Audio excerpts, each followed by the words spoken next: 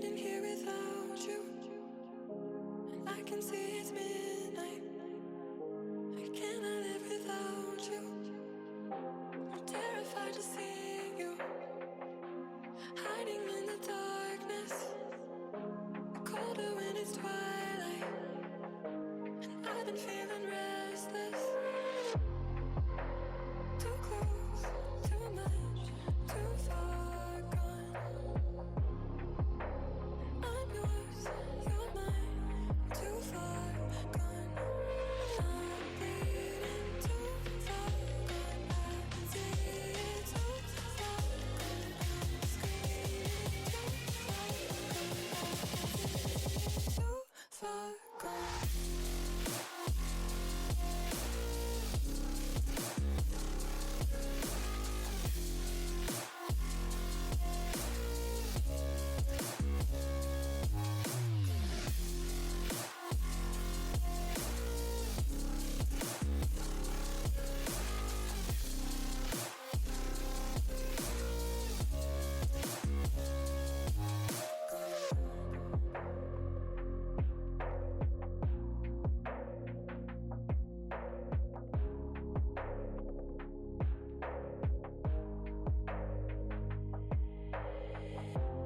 Can you see me breathing? Standing here with Alnicasso 207. Welcome to my channel. Alnicasso 207 said, Ayo Brandon, many time. Alnicasso 207 said, what's up? Hey, what's up? Nothing much. Just yeah, just starting up the stream now. Give me a second. I gotta go grab something real quick.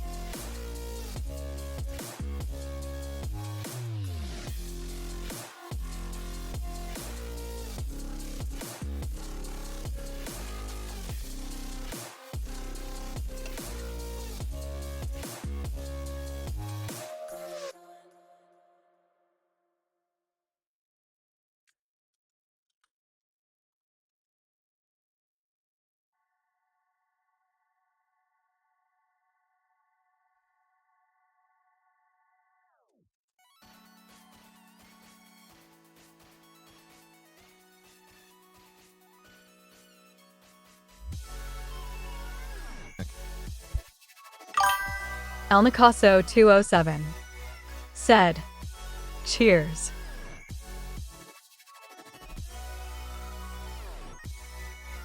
How's your night though, man?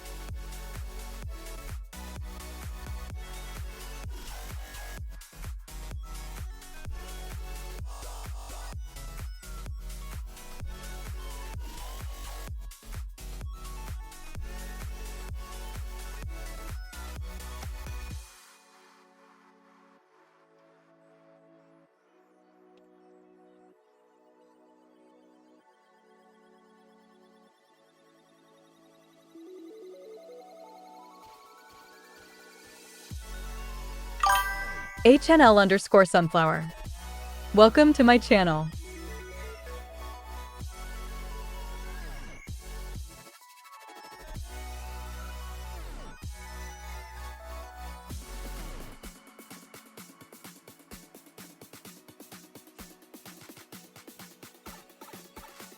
Alnicasso 207 said, I've been painting so hard these days.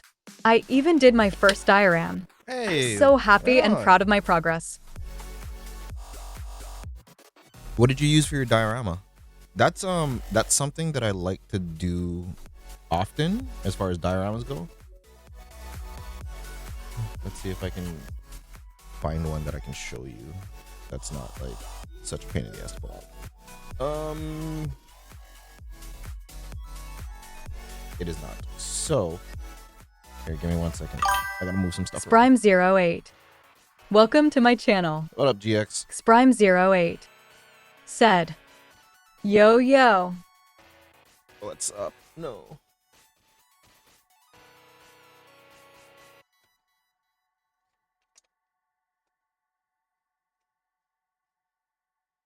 So here's a front view of my Revenant. And here's the base.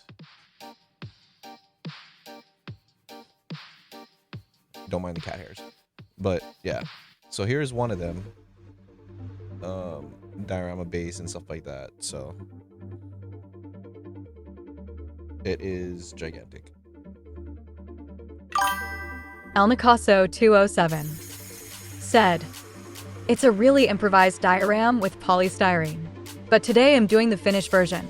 It's a trench system with the Krieg soldiers. Okay.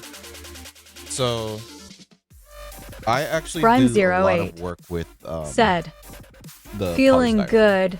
I got to beat Origins and Black Ops 3 zombies. Hey, right on. Origins is...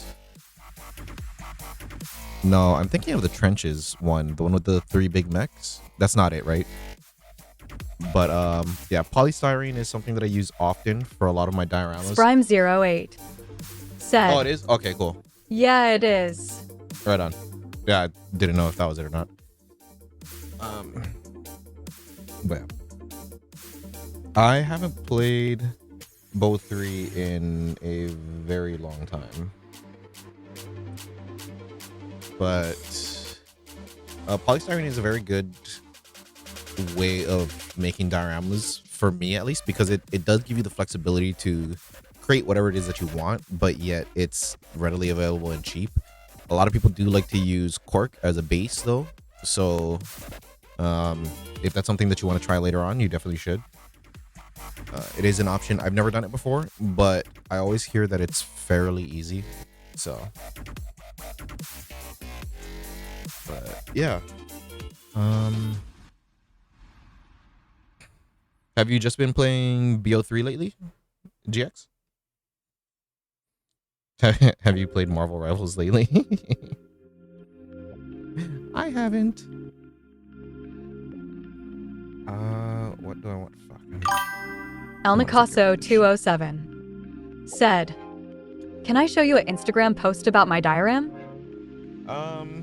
Sure. I mean, you can post it in the chat. El and then I can take Nicasso a look at it later on. 207 said, if you want to take a look OFC.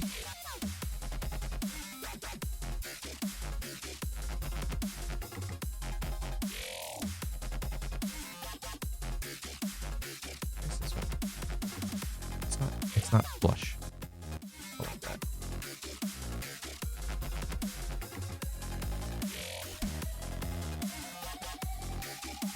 Okay.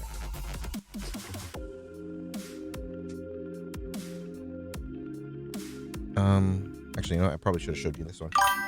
El Nicasso 207 said, https://www.instagram.com/p/dowpa2cjl4I/?NHVUZHI4MGM2axVL.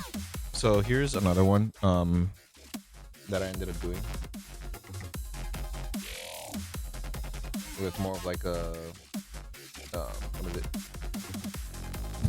Riptide kind of style. So this is for my Crimson Fighter. El Nicasso 207 Big said, Nintendo armies. I'm practicing a lot because I join armies on parade in my local shop. Oh, okay.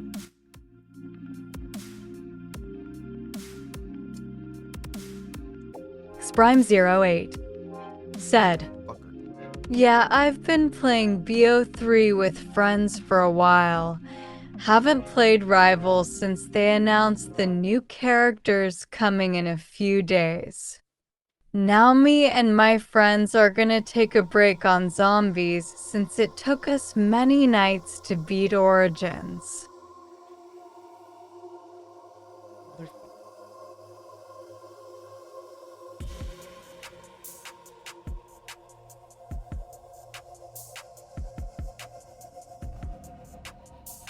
There we go, finally. I've been practicing a lot because I joined an Armies on Parade in my local shop. That's actually very exciting. You know what? Fuck it. Let me... Yeah,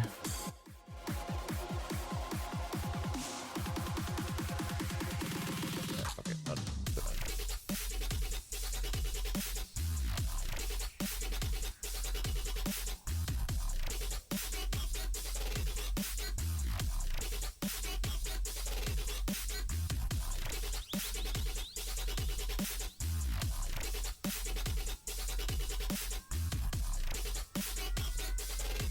Okay. So, Elikaso, I have a question for you. First off, it looks extremely good, and you should absolutely be proud of it. And I am not saying that like in any negative connotations at all whatsoever. Genuinely, it looks amazing. I was wondering, do you want constructive criticism to maybe make it look better? Reason why I'm phrasing it like that is because I don't want you to take offense, and trust me, it fucking looks amazing. But I do have a bit of experience with dioramas, especially because I have been building Gundams for 30 years. I've been building dioramas for about 20 years, and I actually entered into a GBWC. If you know what that is, if you don't, then it's a Gundam Builders World Cup. So I entered into that to pretty much enter dioramas. That's just my thing. I love dioramas. So, but yeah, if you do want some constructive criticism, El Nicaso 207 says, it's said, project. OFC. As I said, it's a scratch project, so this is a good moment to get a critic. Okay, so you know, let me reopen that. Do you mind if I post that on? Oh no, there's no way I can do that anyways.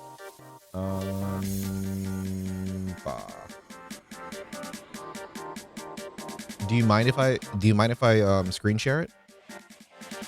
It's up to you. Because it does show like your username and stuff like that. But El Nicaso 207 said, it's totally fine. that is not what I wanted. What the fuck am I trying to do? Yeah, I'll just use Marvel Rivals. Okay, so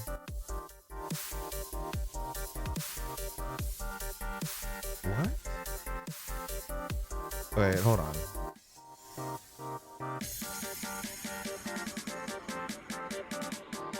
That was odd. Okay, so here.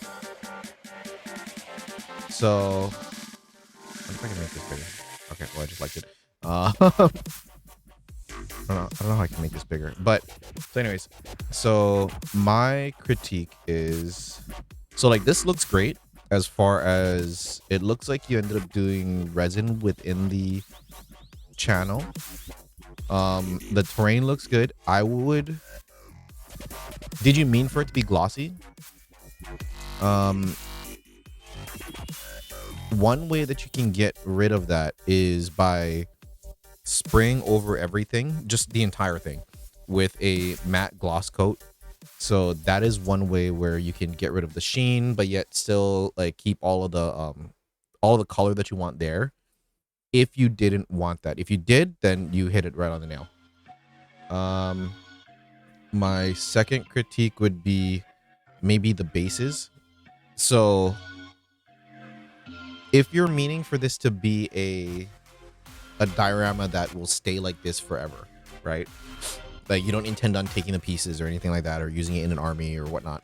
But if you intend for it to stay, then what you could do is, or even if you don't intend on it staying, you could end up cutting the base. So like cut into the styrofoam about the same height as what the base is. I know it's going to be really tricky and you're not going to get it perfect every time, but that's one way. And then two, you could color the bases the same color. El Nicaso If that 207 makes sense. said, "It's supposed to be wet dirt so bright it's needed." Okay, cool. So that's intended. That works. So El Nicaso 207 said, "Ayo, didn't think about digging a hole for the bases, lol." yeah, so that would be one suggestion that I'd probably recommend. Reason being is because then it'll bring the base down, and then if you color the bases the same color as the terrain around it, like you know where you're gonna put them, right? Then you can always end up actually here. So what you could do is you could cut a hole in, right? Then cut the top layer off of it, but make sure that the hole is the depth of the base and the depth of that part that you cut off on the top. Does that make sense? So like I'll just use this as like a as an example. So like let's say that like this is the size of the base and this is the top that you want to cut off of it, right? Because it has the texture, it has the paint, it's finished, everything like that. So you already have it done.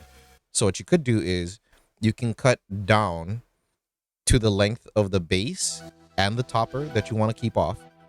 When you take that piece out, cut the topper off so that now you can put it into the hole. From the top, it still looks like it's the same, but you can now freely insert and pull out the figures that you want. Does that make sense? Why am I closing that? I need that. And like I said, if you paint the bases the same color as the terrain that it's on, then it'll kind of give it a lot more of a realistic look for it. El Nicaso 207 said, "It makes a lot of sense." And it looks like you're using the same kind of sand that I do. What is it? Vallejo diorama earth texture. I have that, and I have water effects too. So there's that. Same context with this, but then it looks like the bottom part is resin epoxy. If I'm looking at that correctly. So you can't really do the same for it, but same concept. You can end up still painting the base, making it look like it's water. Yeah. So that'd be one. This blends in very well. So that El works. Nicaso 207 said, "It's a cheap made, so it's a cardboard-based porosad."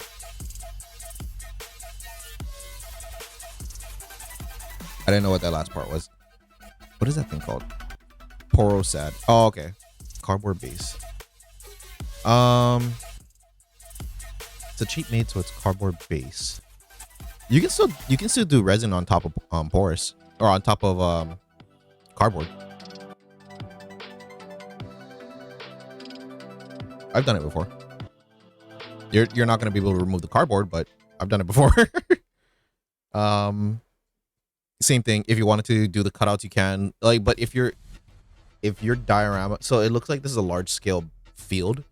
So if you wanted to, if you're using this as like a battlegrounds, so like, you know, like how when you do the tabletop game, like the actual game and stuff like that, if you're using this instead of the mat, then obviously I wouldn't do the cutouts because then you'd be moving them constantly. But yeah, I mean, at the very least, the color or texture matching would help. But again, if you're moving the around, it doesn't really matter. But that's all things that, like, if you know, then like if you know that it's a playable field, then yeah, you're not gonna do that. But other than that, yeah, other than that, like this looks great, honestly. Shit, this looks better than my GBWC entry. Let me see if I can find one without showing my name.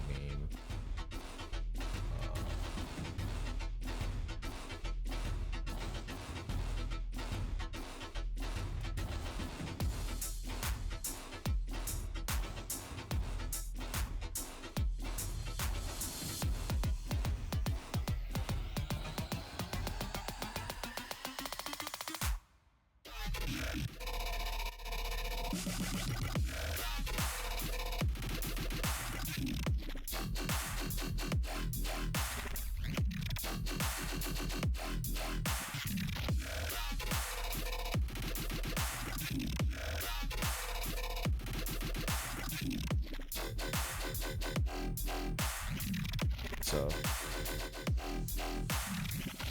I was just messing around with that one. But then yeah, so this is all the beginning parts of it. So just like how you did, I did styrofoam as well. And then I was trying to figure out the layout of how I'm going to do everything. I also created kind of like a ghillie suit tarp.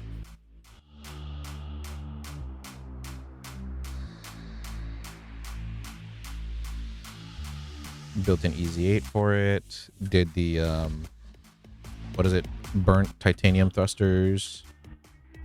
Then I started to fill it with sand and then start to sculpt it down a little bit. And then that's when I did the sand or the texture sculpture.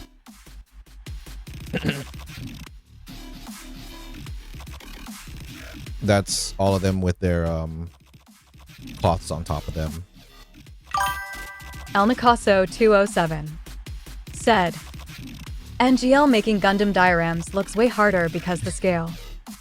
Not really. It's actually a lot easier because then for 1144 there's a lot of things that are available for it. So but like that's as an example, right? Like here's the same knife pretty much. And you can see the size of the bullets that I made. I made those things individually. I think I made like 8 or 12. But I needed it to be the scale of what would be inside of that that rifle right there.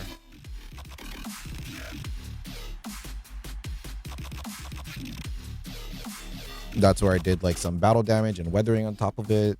So it is larger scale, but it is easier to do more details.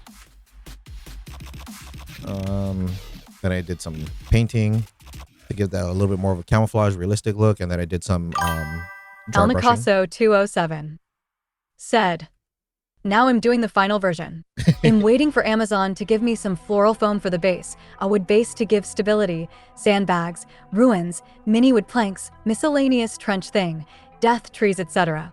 Okay. Yeah. So that's all great. So my best recommendation is keep going with what you're doing and just kind of build on top of that, right? If you have the time or ability, just keep staring at your thing. Eventually you'll start thinking about like, okay, should I have done this better? Should I have done this a different way, different angle? Should I have cut this differently? Should I have added more to this? Should I have added less? You know? And then you'll start thinking about it, and then eventually more ideas will pop into your head. And then when you end up getting to the point where like you want to do another one, you can integrate all of those things into the next one. If you want, write them down too, you know? So this was the edges that I put so that I can have water on top of it. I wanted it to be a clear side, so that's why I only cut it down to where the styrofoam is, just so I can hide that part. But that didn't work out, and you'll see in a bit. So I tried to build a glue wall to hold the resin in because I didn't know any better. So I thought that would work.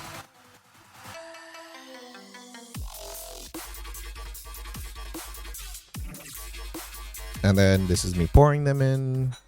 Of course, I ended up mixing the cure a little bit too much.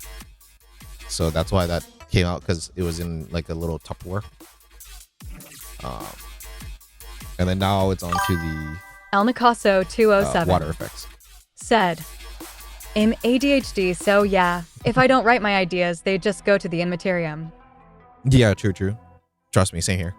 But yeah, even for like this too, right? So I did the water effects and then I did a stippling technique El Nicaso so that I can 207 create the waves and the said, ripple. yo, the splash looks neat. This flask. Yeah, I used to do car shows often, and then we were never allowed to bring alcohol in, so I put it in that. That was not a great idea. But yeah, so same thing. Water. El Nicaso Water 207 effects. said, no, the splash effect.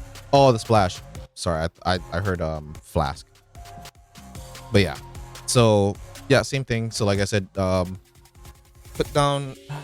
Let's see if I can get a good shot for this for you. I don't want to minimize the screen, so and my Streamlabs is behind it, but hopefully you can see this. So I use Diorama FX water effect. It's great for very like little height or like small height, but when it comes to the waves, you just have to build up. This is where you have to be really patient, which is unfortunate, but you have to be very patient. So, and then also I got this as of recent. Aqua Magic. So it is a 1-part resin. It is great for correction. It is not great for doing diorama scale like this. Reason being is because once it gets past an 1/8 inch, El Nicaso 207 it takes a long time said, to cure. I want to do water pounds in the foxholes. How can I do that? You want to do hold on. Water pounds in the foxhole. You mean like water ripples? No, wait.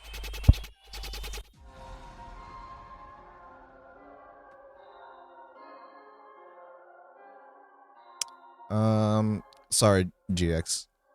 I kind of got thrown off by that. Not thrown off, but then sidetracked.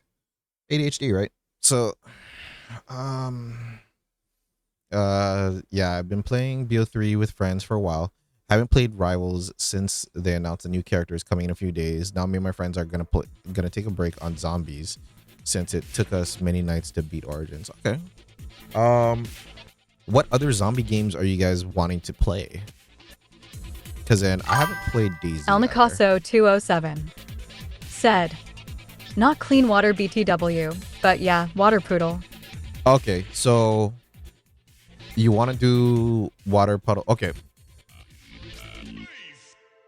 So you remember? I'm not gonna bring it out honestly. So you remember that Revenant that I had with the with kind of the beach effect?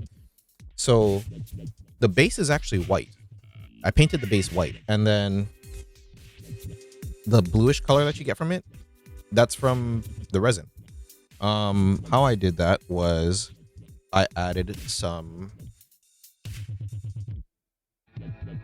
You're definitely not gonna be able to see that.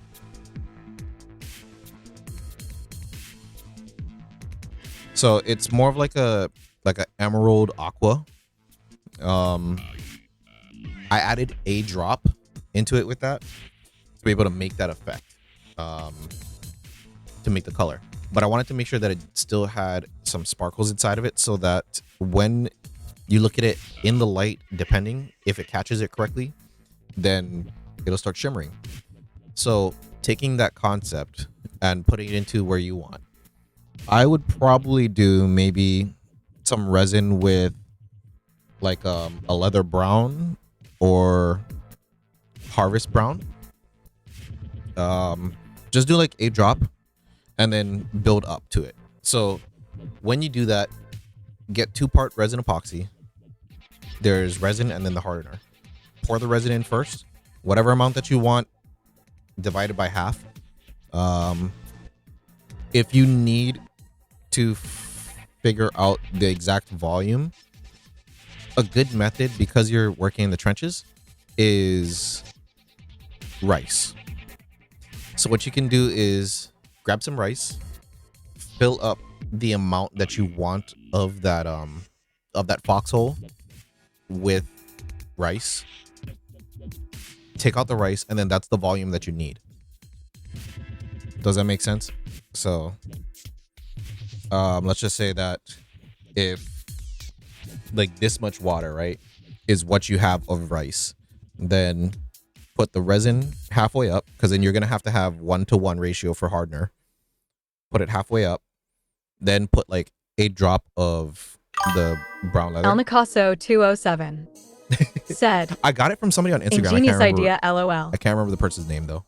But yeah, so fill it up halfway with resin, put in a drop of brown, mix it around, because it's not gonna harden. It doesn't have the hardener. So mix it around and then see if that's the color that you want for it. If you want it darker, just add more. Do not put a lot all at once.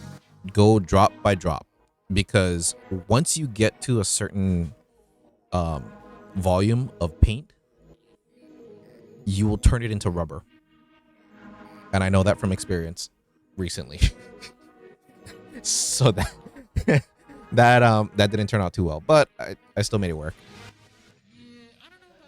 That's actually from my avatar of Kane. I'll show you in a second.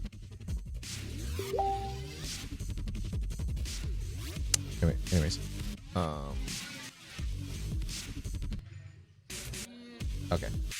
okay, so we're in the back end area. So yeah, so again, I did a little bit of ripple effect. I did a white dry brush on top of it so that I can kind of highlight the actual stuff. So I can highlight the actual waves. This was a little bit of a mess up, but not really. You'll see in a second. So same thing, highlight the waves with white. Also because when I did the diorama water effects, again, some of it didn't cure on the inside. So like it'll harden from outside in, right? Because it cures based off of air. Some of it's actually still white underneath. So I had to cover it. Also, my friend that was building Frieza from Dragon Ball Z, he had this beam that he wasn't going to use anymore. So what I did was I took it, replaced the beam that I was going to use originally, which was the beam saber, and then I pretty much jerry-rigged it onto the light emitter that is inside the hand to be able to make it have a light effect, because that was one of the criteria for GBWC. El Nicasso 207 said, LOL, the beam looks cool. Yeah, I wish I did more though, light effects, but I mean, and then, yeah, this is what I mean by it was a mess up, but not really, because it kind of made it made sense in a way. Waves and stuff like that for it raised on one side because it would be trying to skirt around the Zegok and everything. And this is the scale figures that I bought. So 1, 2, 3, 4. I think there's more down there someplace. But like I said, your trenches look way better than mine's. Bullets are scattered around because he would be firing.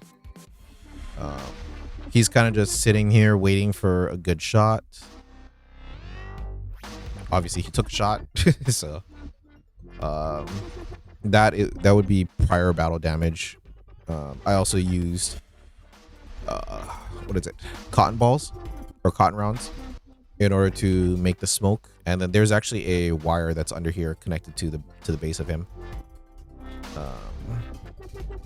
And make sure that the angle is correct. And then, yeah.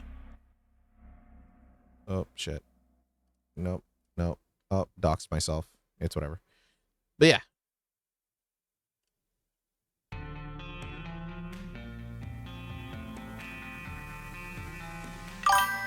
El Nicasso 207 said, trenches must, not should, be in zigzag. Imagine how devastating can be a grenade or a Bullets Fay and Prey in a straight line. El Nicasso 207 said, we didn't SE anything DW LOL. But yeah, that was that I made in 2017. 2017, I think. So at least 8 years, 8 to 10 years ago. I haven't done a large scale diorama like that in a while, and definitely nothing to your scale.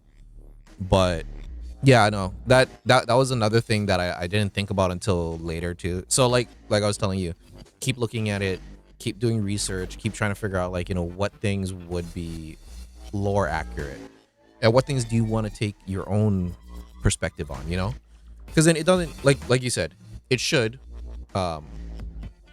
Oh wait, no, you said trenches must, not should. Yeah, but like, take into account of like what you would like to add into it, right, as a differential thing. So like even for that too, like, yeah, it should have been a El zip zone. Nicasso 207 said, I have a good point to start. I'm a super duper geek fan from WW1. Yeah, and then like for me, I'm a very big student, I'll say, of World War II, specifically Pearl Harbor. I spent summers after summers after summers of just doing research on what happened in World War II, what happened in Pearl Harbor, why was it so bad, why did we not respond, and everything like that. So yeah.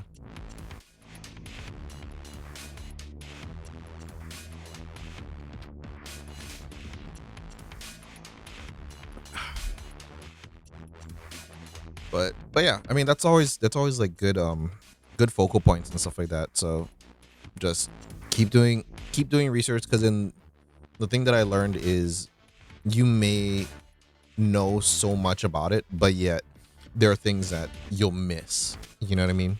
Like little details that you would never have thought of. And then just for me, I'm very fortunate that I live in Hawaii. Specifically for that reason, because I'm such an advocate of learning things for Battlefield, or not Battlefield, Pearl Harbor, Midway, things like that, the Pacific War, right? That I have the ability to go to the Missouri, be inside the corridors that the men were. I think I even went into one of the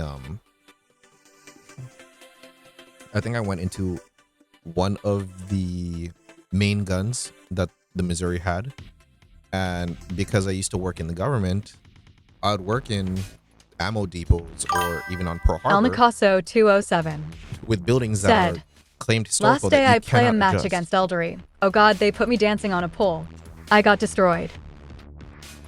Yeah, Eldari are pretty legit right now, which is why I have my army of Eldari. No, but it's my first army. I bought it literally because of the Crimson Fighter. I wanted that figure, and then the rest just kind of came afterwards.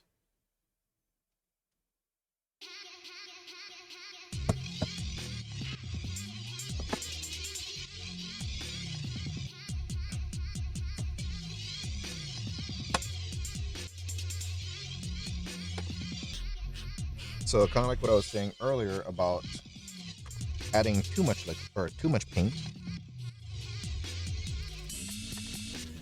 So this is my avatar theme that I was painting earlier. And then the water. Reason why it is so blue and why it's so uneven, even though I wanted it to be, is because El Nicasso 207 I'm said, the gel.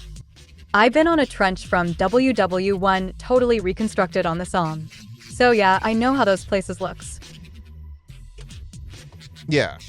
See, I never really had like experience with trenches, that's why. So, but I have a lot of experience in like ammo depots, hangars, things like that.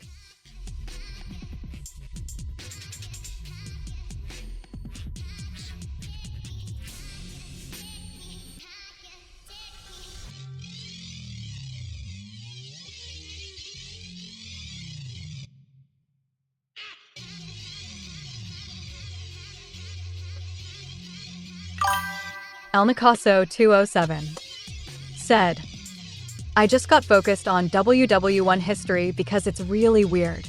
It's like a medieval, Napoleonic, and modern warfare at the same time.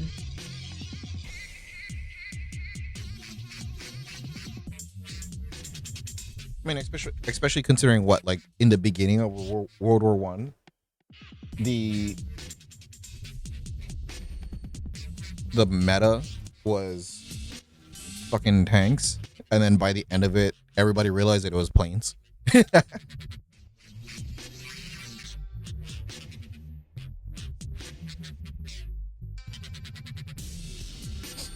Okay, I'm gonna start on this shit.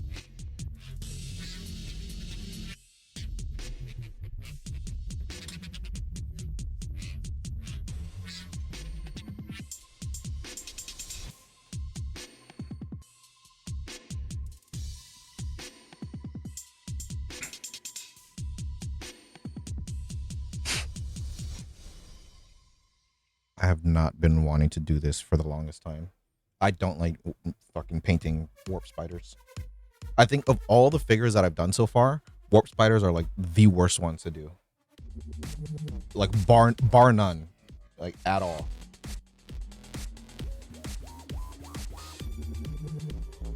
I hate doing warp spiders.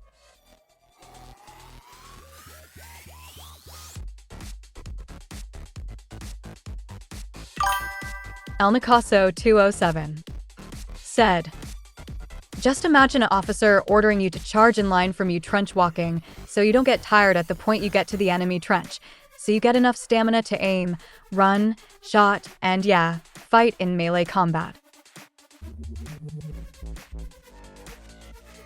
I think the one thing that I always thought was, I mean, of course, in our knowledge nowadays, is stupid, but back then it made sense to them because nobody asked questions.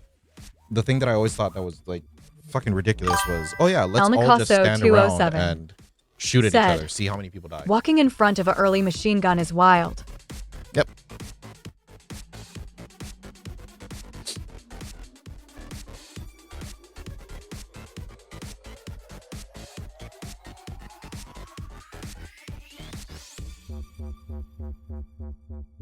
Yeah, that's crazy.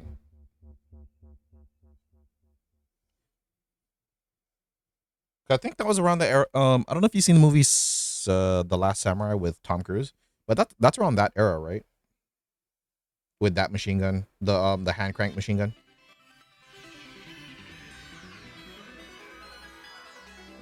Or is that like still earlier? Or is it, I mean, what I mean is like, is a hand crank machine gun earlier than World War One? El Nicaso 207 said, "Also, the change from caps to helmets wasn't because bullets, but because melee combat was so intense on the start of the war." Oh, okay. See, learn something new every day.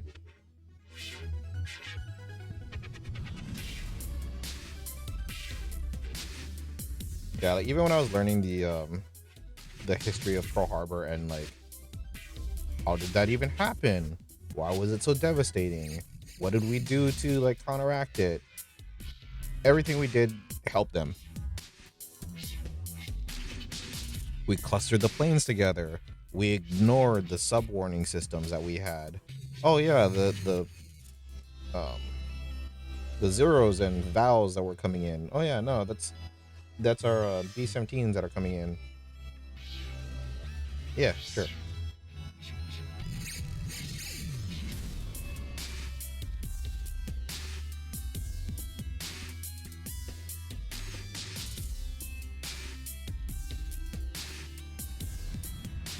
So what kind of an army do you have? I saw Tyranids and then that Lord Marshal and stuff like that. But then, is that your army? The Tyranids? El Nicaso 207 said, "Hand crank machine gun was way early, at the point it was present on USA Civil War. In WW1 they start using really heavy, 120 pounds a round, machine guns cold via water inner channels." Okay. Got it. Yeah, because they still had caps in that movie, so. Okay, that makes sense.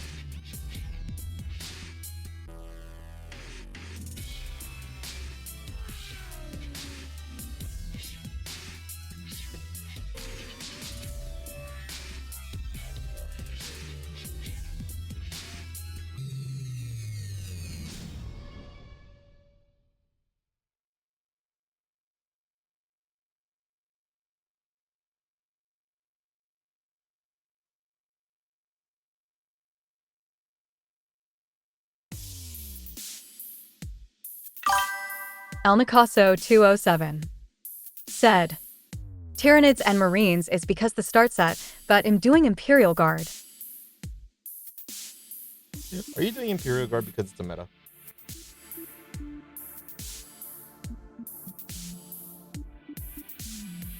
El Nicaso 207 said, so I just decide to use the Tyranids as trench raiders.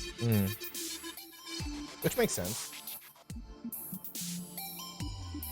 If you use the Tyranids as like trench enforcement, then that would be kind of odd.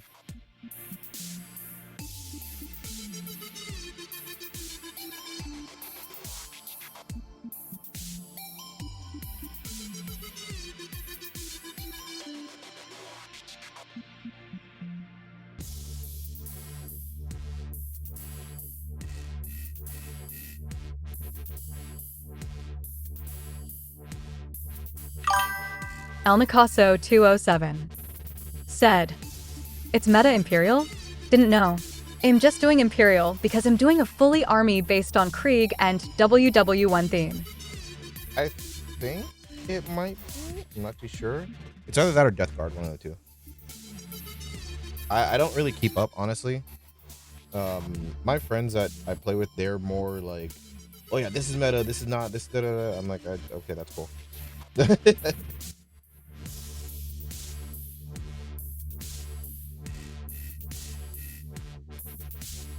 But yeah, for me, my whole thing is, if I like it, I'm gonna build it. So like, this army obviously is Eldari, and then I will be doing a Tau army later because obviously I like Gundams, so I want to make an entire fucking Gundam army.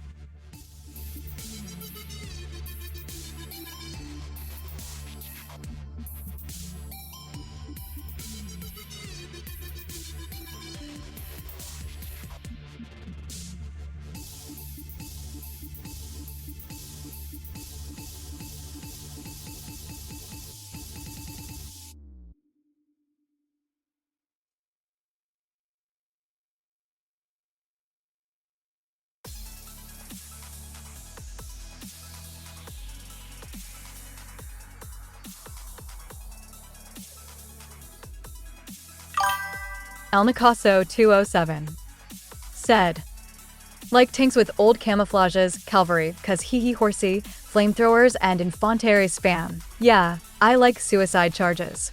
I think if I'm remembering correctly, one of the abilities of, or not the abilities, that at the very least the lore of Krieg is that he cannot be killed, right? Or something like that.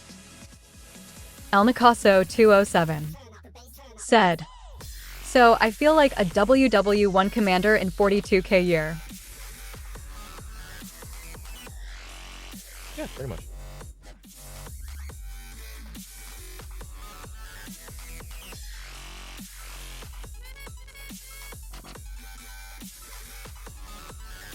I'm more of a vehicle person, so like another reason why I just really liked Eldari is because their vehicles actually look pretty decently cool.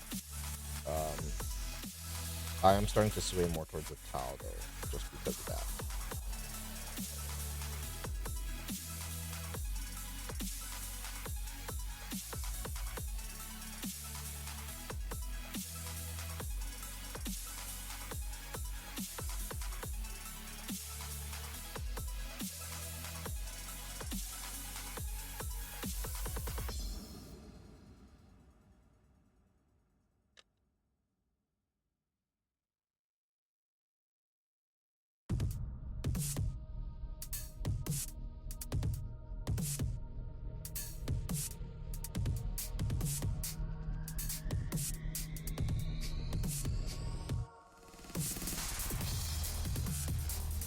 So when you said that you were playing Eldari, were you playing it with Tyranid or Space Marines?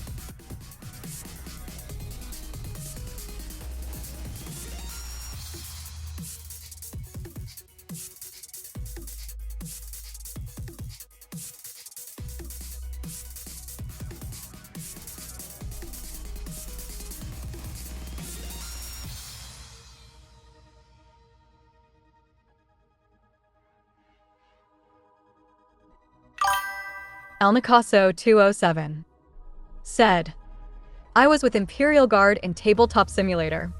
Oh, okay.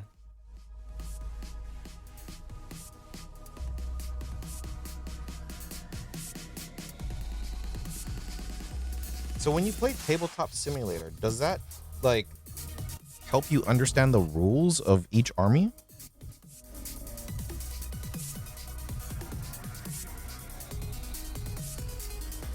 I'm only asking because then, like, I haven't really played very much. I've been trying to just focus on building, but then I don't really know the Eldari army rules. I just know that it's a lot of screwing around kind of thing. So I want to learn more of it.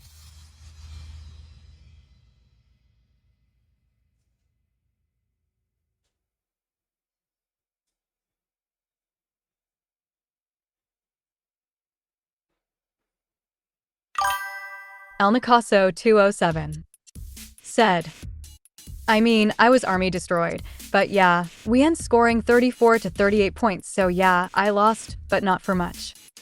El Nicaso 207 said, yeah, it helps a lot. Okay. I definitely gotta check that out. Is that something on your phone or like you play on the computer?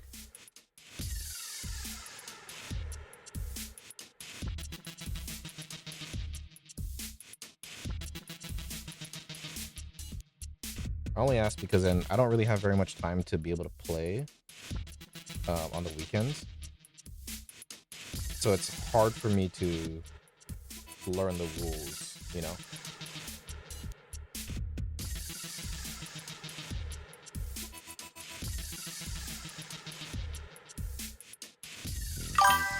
El Nicaso 207 said, in computer, it's a game that costs 20 euros, and with some mods you can play 40k. Okay. El Nicaso 207 said, also, there are Discord communities only about that. Okay.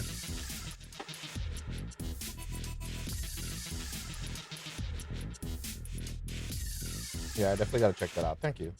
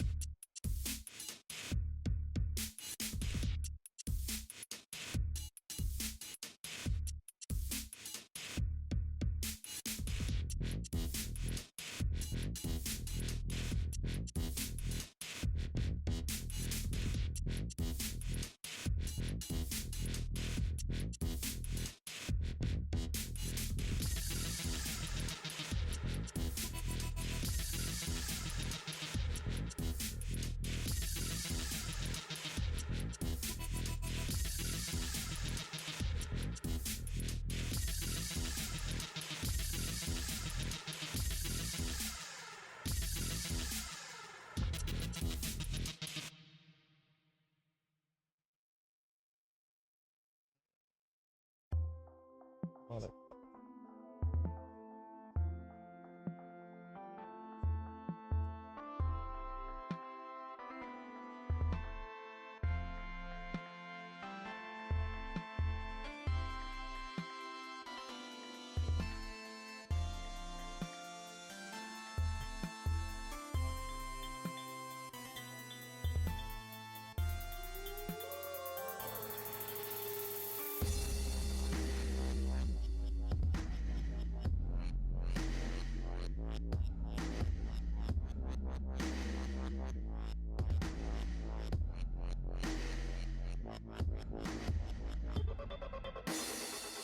So what do you end up using when you end up painting more so? Are you like more of a speed painter, a layer painter, airbrush?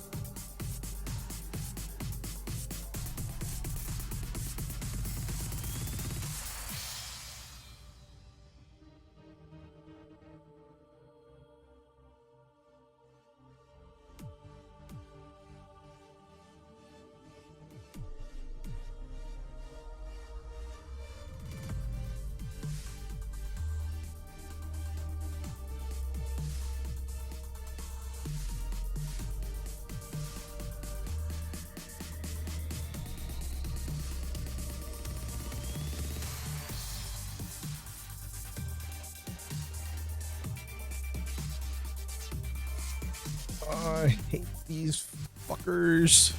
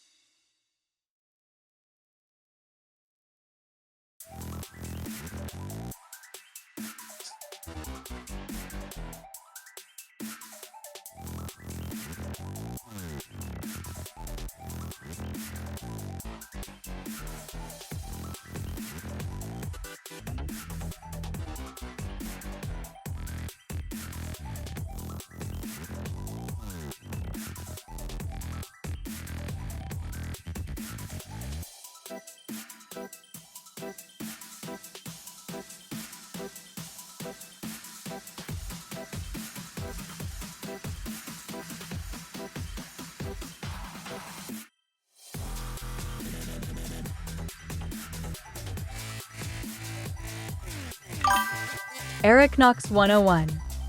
Welcome to my channel. Hey, what up, Eric Knox? Eric Welcome Knox back. 101 said, "Hey, a friendo. Sorry, I have not been around much. Yeah. Life kicking me a bit. Nah, you're good, man. Hopefully everything's all good.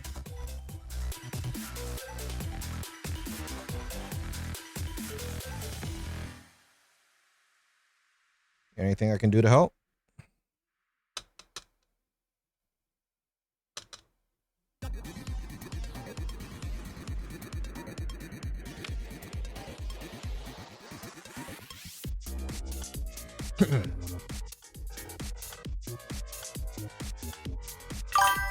Eric Knox 101 said, "Just issues with the car. I suspect the brake fluid is low. Getting it looked at later this week." I am somewhat of a mechanic. What issues are you having?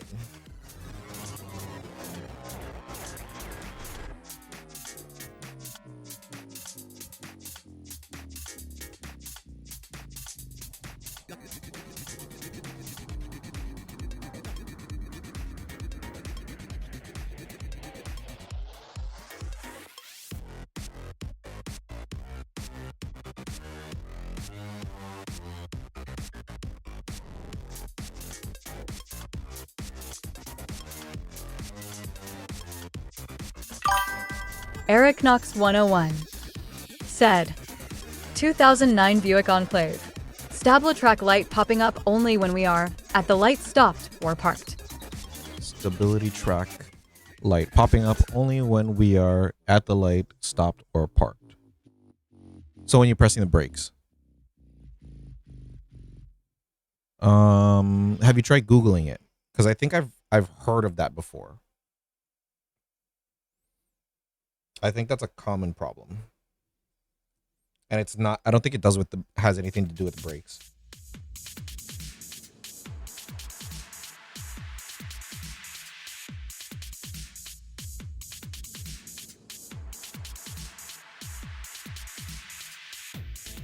For what? What, babe?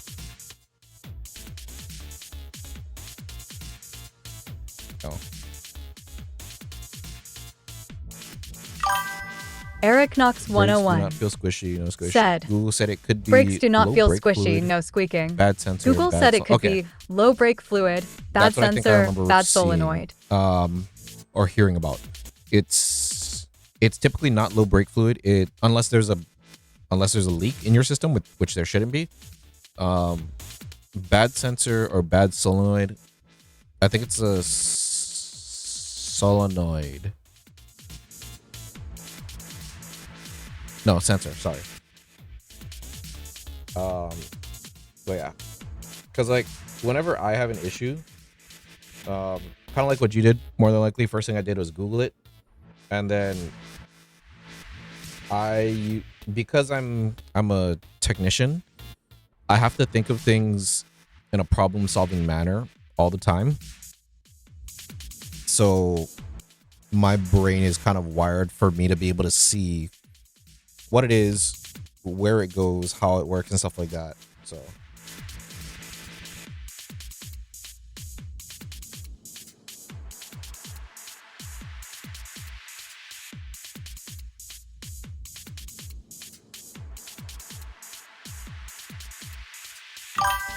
Eric Knox 101 said, mechanic thinks sensor. it might be a sensor, as the same one sometimes kicks on when it is raining / wet outside as well. oh yeah. Yeah, probably a sensor then.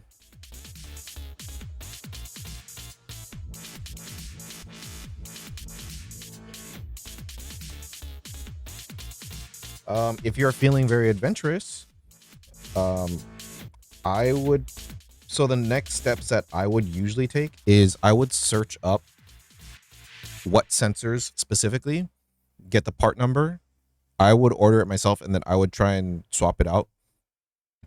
I think the only thing that I don't touch on vehicles is transmission. No, never mind. I fuck around with transmissions. Yeah, no, I screw around with it all. I don't know when to stop. I'm like, okay, did this fix it? No. Fuck. Okay, did this fix it? No. Fuck. If it's not something that's an immediate need to be fixed, I'll always try and do it myself. Which means a lot of research, which means a lot of like looking up, trying to find the right part number. If it's the wrong one, then oh well, I gotta keep looking. You know what I mean? Eric Knox But that is 101 just me. said, which is a fairly easy fix. Yeah. Mechanic's place down the road has taken care of us. Sadly, I do not have the mechanical skill to repair it myself. Do you paint your own Warhammer?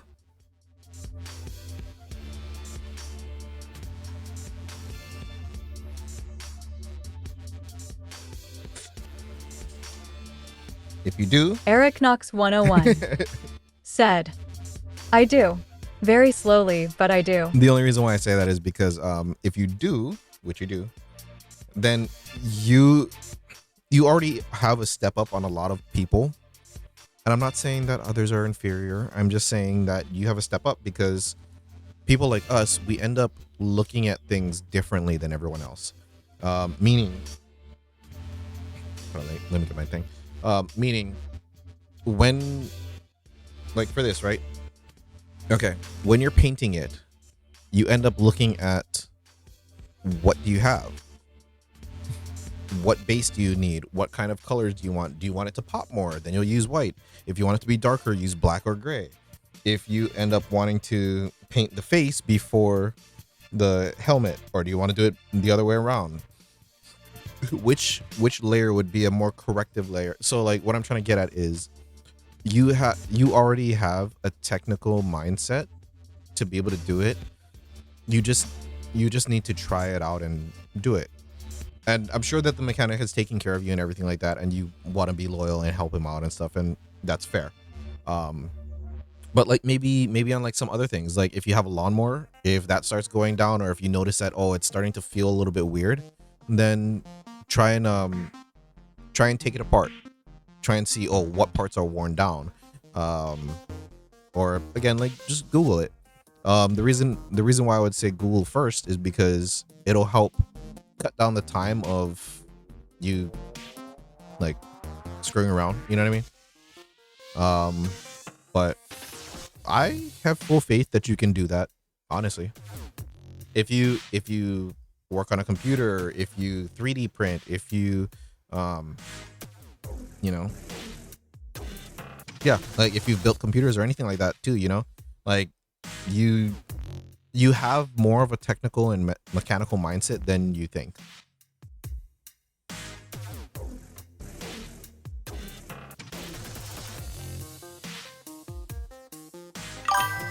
Eric Knox 101 said, "A lot of it also boils down to me lacking the tools as well. There Okay, isn't a that's fair. rental place around here, and I have very minimal tools. The way the Buick is also built is a nightmare when it comes to repairs. The blueprints looks like drunk monkeys made them." You're not wrong. It's a Buick.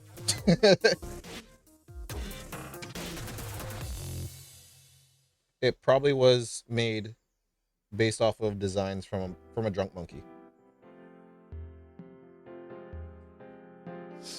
I typically don't own American cars specifically for that reason, because troubleshooting is a pain. Everything is oversized. Eric Knox 101 said, "We just finished paying it off too, which is the worst." That's always when it happens.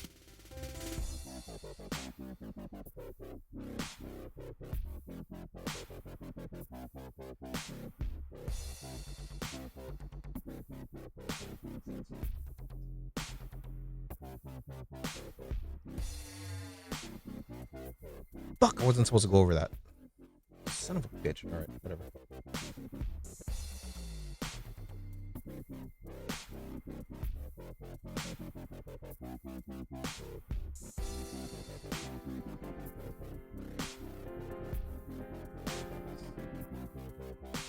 But yeah, that's also usually when you end up getting the like, oh, would you like to extend your car's warranty? No, stop calling me. Your fucking thing's paid off.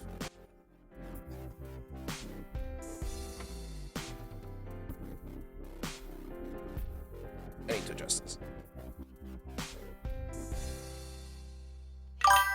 Yeah. Eric Knox 101 said, "Right? It's always at that point." Yes.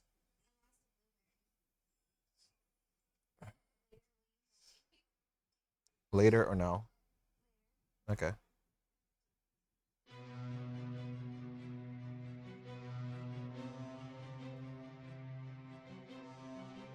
There, that's more comfortable for me. But yeah. I just fucking hate that. Hi, we're calling about Eric your car's Knox extended warranty. 101 said, "Oh, you have a Discord. I should join and post pictures of my projects for you." Yes, I completely forgot that I do have a Discord. I hardly go on it, obviously, but I do check up on it. Just that there's not a lot of people, so it is what Eric Knox 101 said, "Invite link is listed as invalid." it is. Fucking bitch. Hold on.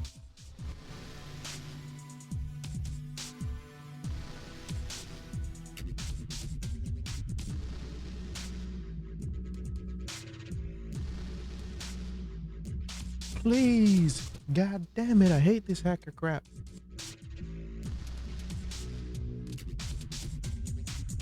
Sorry, my Discord is taking forever to open. Here.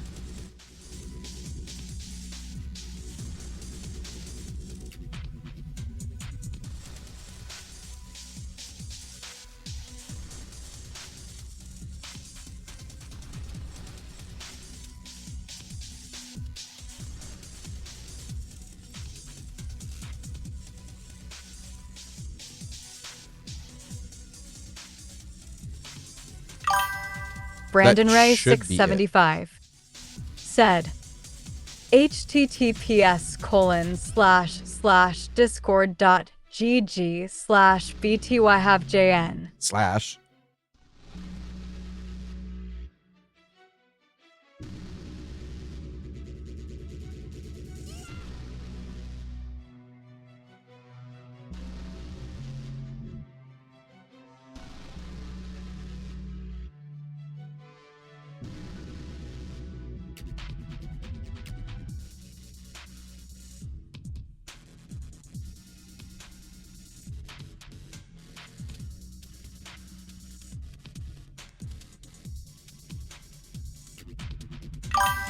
Eric Knox 101 said, excellent. I am in.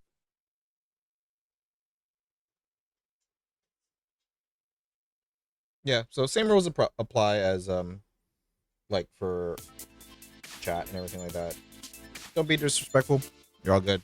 I don't think you will, but just figured I mention.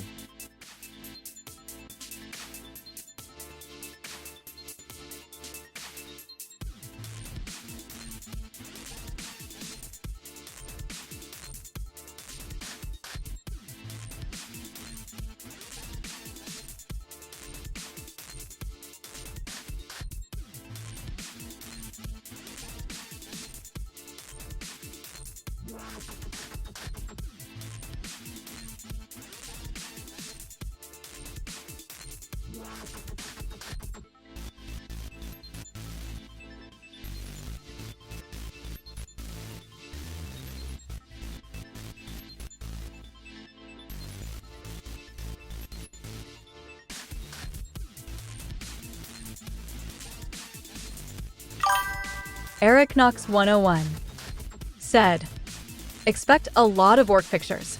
I am going to attempt a game tomorrow, so hopefully that goes well for me too. No worries. Yeah. For sure, man. My friend also, he's building orcs.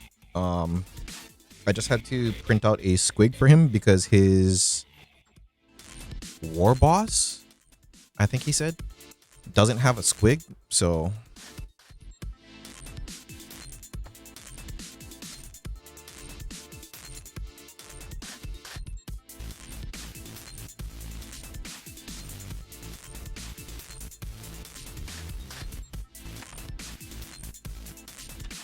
I think that's it for now. Eric Knox 101 said, war boss with attack squig. Gotta have the toothy boy. Yeah, so I had to 3D print one out for him, because his didn't have it. But I just eyeballed the scale of it, and it worked out pretty good.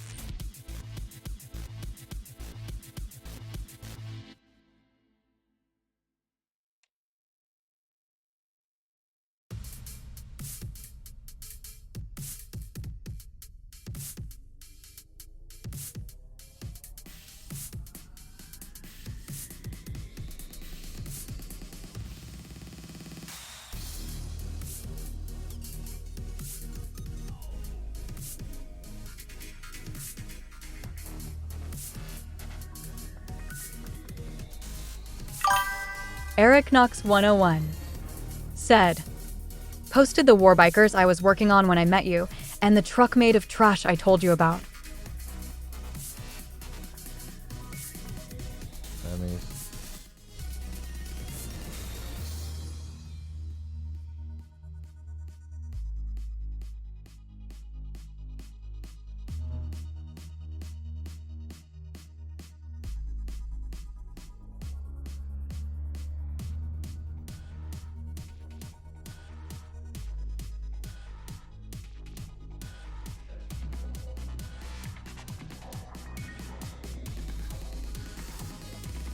You know, I didn't realize that if I click right, it only shows what is in the post.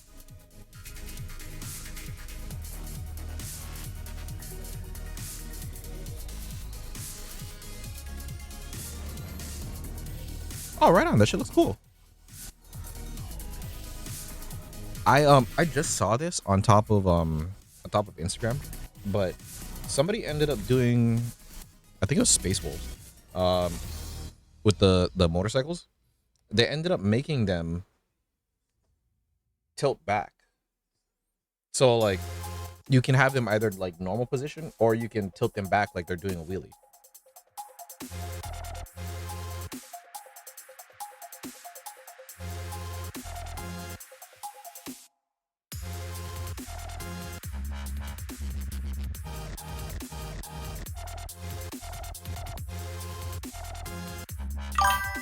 Eric Knox 101 said, I should have done that for some of them.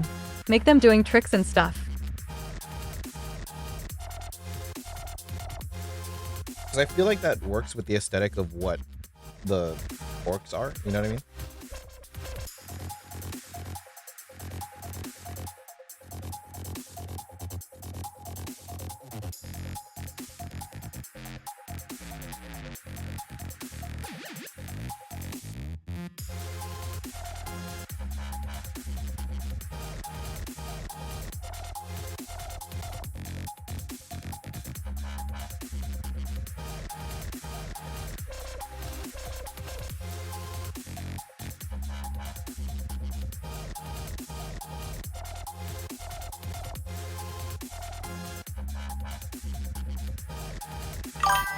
Eric Knox 101 said, rebusing them wouldn't be too hard. It would mostly just be filling in some of the spots with paint that the tires covered. Eric Knox 101 said, and I am in the ads, I shall return.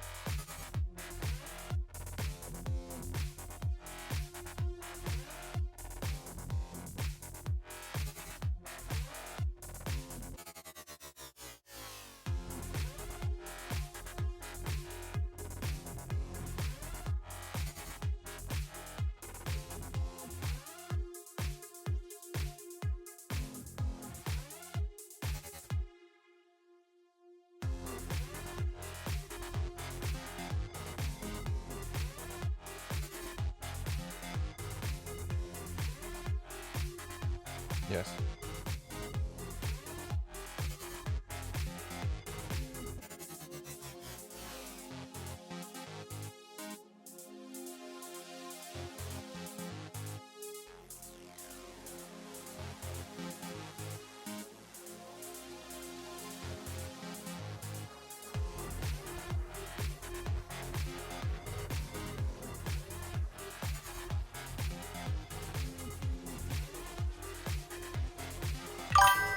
Eric Knox 101 said, I return. Welcome back.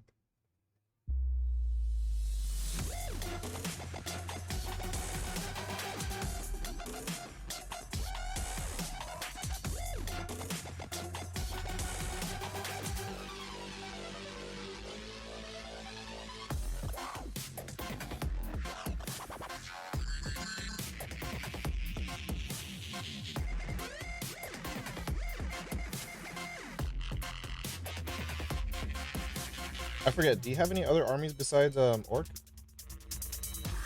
I'm pretty sure I asked this question before. I'm a very forgetful person, so I'm gonna end up asking the same question probably 15 times. But yeah, don't take it personally. It's not that I don't care.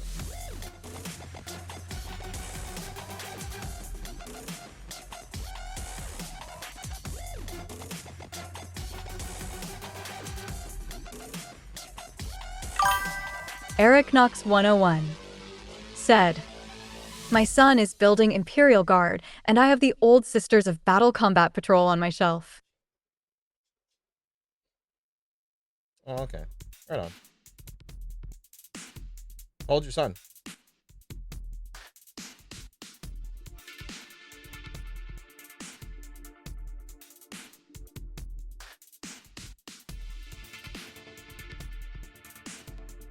Eric Knox 101 said, he just recently turned 8. Hey, right on. You are teaching him correctly. Get him into Warhammer. He will never have money for drugs ever again.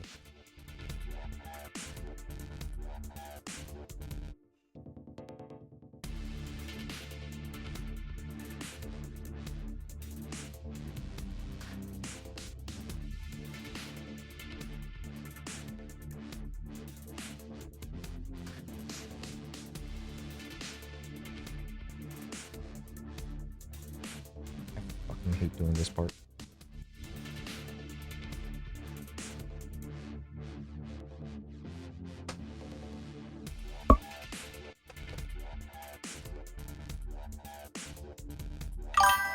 Eric Knox 101 said, exactly. He has a fully painted Leman Russ and Rogel Dorn tank and a partly built Shadow sword.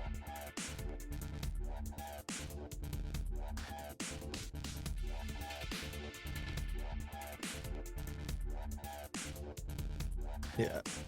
Hopefully, you know, whenever we have kids, I'm gonna teach him the ways, or him or her, the ways of Gundam. And then my wallet is gonna fucking hate me for it.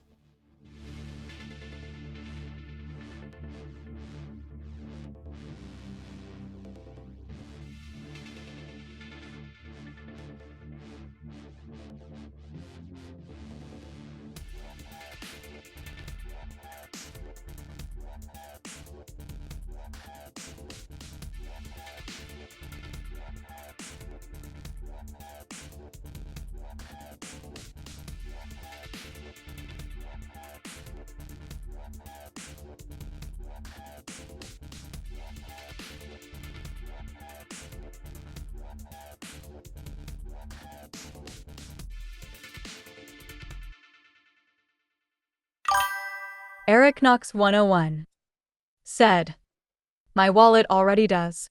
My wife is getting into Legos and Tyranids. My son like Imperial Guard tanks, and I play orcs and collect Gunpla. No money for me.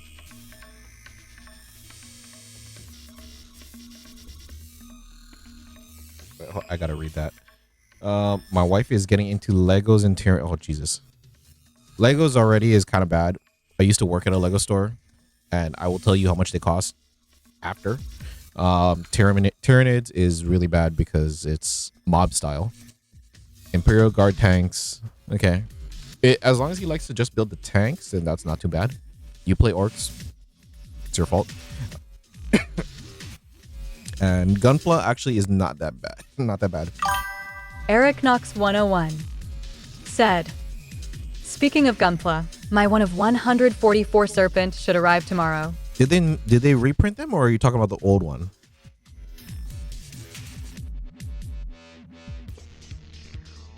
This one?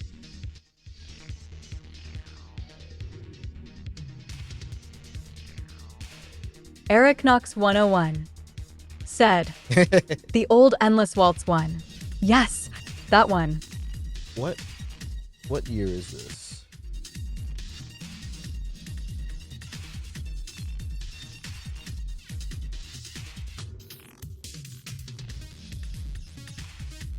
That's gonna bug me. 1998. Oh, fuck, I pushed that too far. That was built in 98. How much was it? How much does it cost now for a Serpent?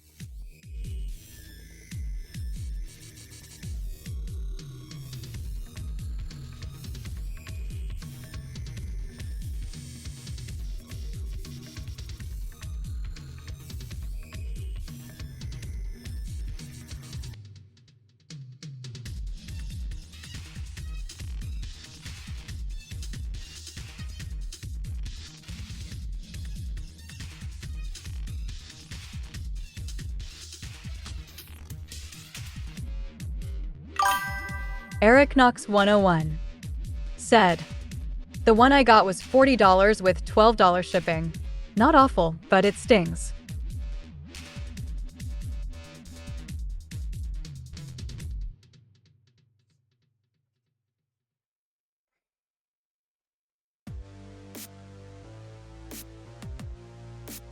I think that's the one thing that I like about the fact that I've been building for so long is that I've kind of been there through like the trends coming and going and stuff like that, and during the releases. So I mean, I'm a young guy, but I have kits that people either didn't know existed or that can never get again.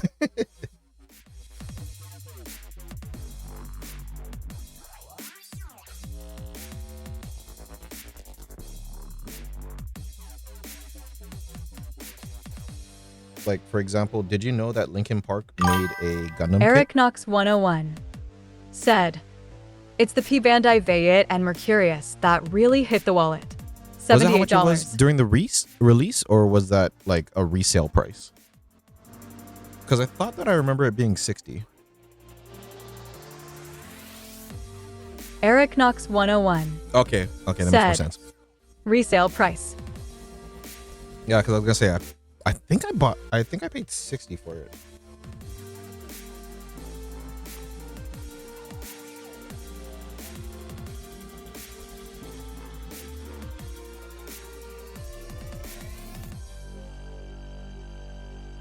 But yeah, one of the Gundams that I will always say is my biggest achievement is getting that Linkin Park Gundam. Which yeah, I'm gonna try and grab it.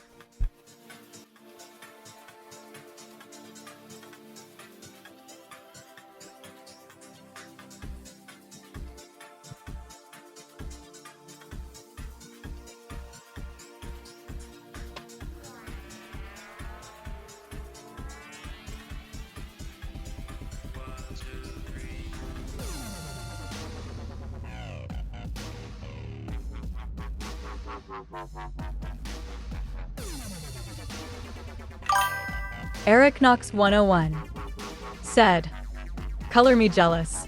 I've seen it floating about and wanted it, but the resellers are upcharging out of the nose." Yeah. That's not even that bad. This is a 2010 model. I don't remember how many they made or how long they made it for.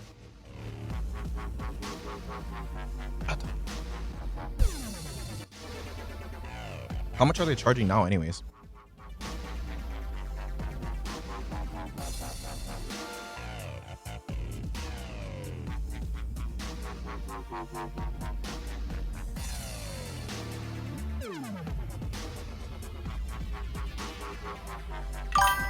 Eric Knox 101 said, "With no CD and opened, $200. Damn.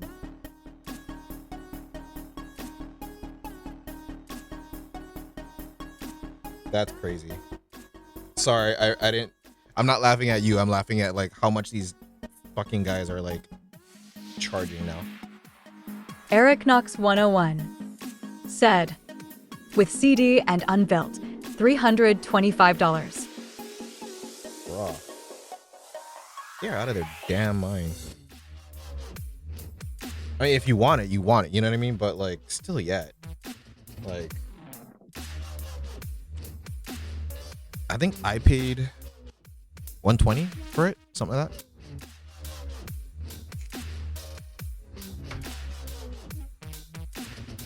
But I ended up getting it from a seller in Japan. It was third party still, but yeah, he only sold it. I think he only sold it for me for like 120, something like that.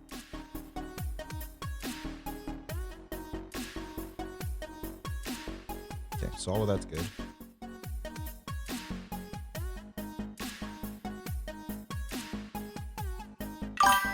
Eric Knox 101 said, "I'm willing to pay a little bit more for some older kits, but I have my limits." Yeah, no, for sure. Yeah, even for me, I would not do that.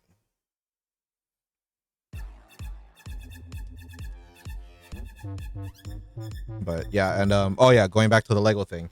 So one of the original Legos, or one of the original Death Stars, I think it was during the 25th anniversary. That one, it's not like internal. It pretty much is like a shell where it shows like the different layers, and I think at the time it had the most minifigures per set. But that one, I remember when I was working at the Lego store, they were selling it for 440 at the time. It cost them like $5 to make, as far as like the cost to make the pieces and to even package it and everything like that is like $5.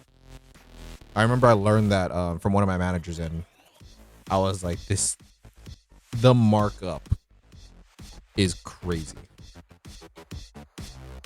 And this is from like being in a Lego store, like a Lego retail store.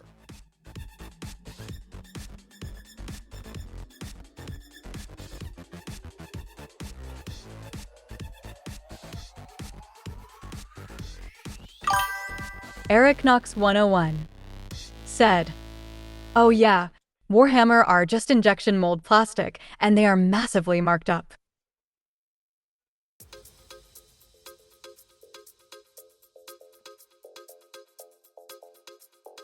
I am right now in the process of trying to figure out a good 3D print site.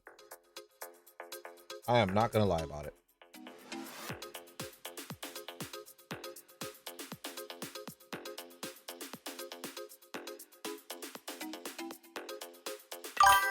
Eric Knox 101 said, "I am lucky-ish, as my wife only wants plants and spooky stuff with her Legos. So it isn't too bad right now." Did you do you have a Costco near you? Did you check out the Costco Lego plants that they have? That shit's actually pretty cool.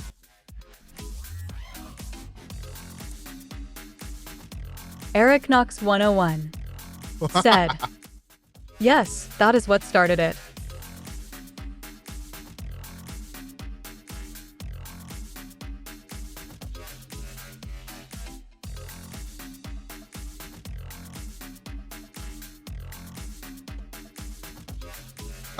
When I used to work at the Lego store, I would collect. Why the fuck is this like this?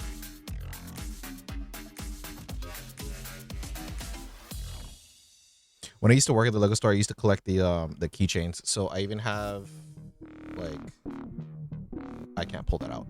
I have like, I used to collect every Boba Fett keychain that came out. I'm a very big Boba Fett fan. I have the Lego. I think the first Lego Boba Fett Slave One that they made. I have it sitting up on top of that. I have even like the Tantive one, the 25th edition.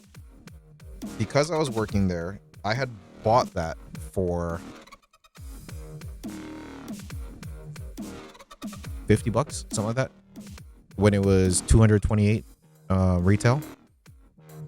But I got it. The box was damaged, and it was it was employee day, so we would get it for cheaper than what it should be. But yeah, I still have that. It's still in the box. Eric Knox 101 said, "Them deep discounts help." Yeah. I was asking my supervisor. I was like, "Well, you cannot make them cheaper," and he was like, he like dropped it like an inch. "Oh, look, it's damaged. I gotta mark it down now." I was like, "Thank you."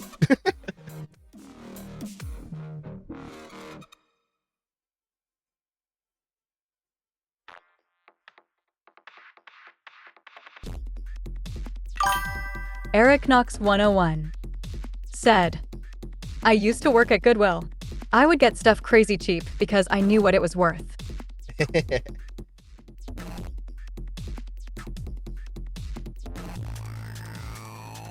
I think that's the one thing that I do miss about working retail. I don't miss anything else. I don't even miss working with kids, because like they would just be running in. So my Lego store would be right next to a Victoria's Secret. So all of the moms that were like single moms or whatever, they would end up dropping their kids off, and then they would go next door to Victoria's Secret, and then we would be expected to watch the kids. We're not a daycare. We're a fucking retail store.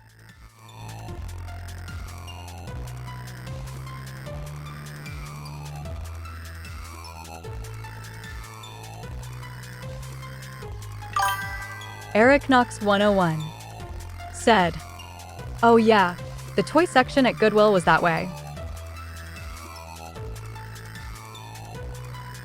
Like, I get it.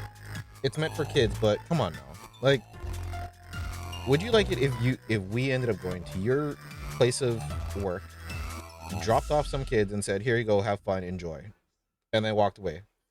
Bitch, I'm not getting paid for that. I'm barely getting paid.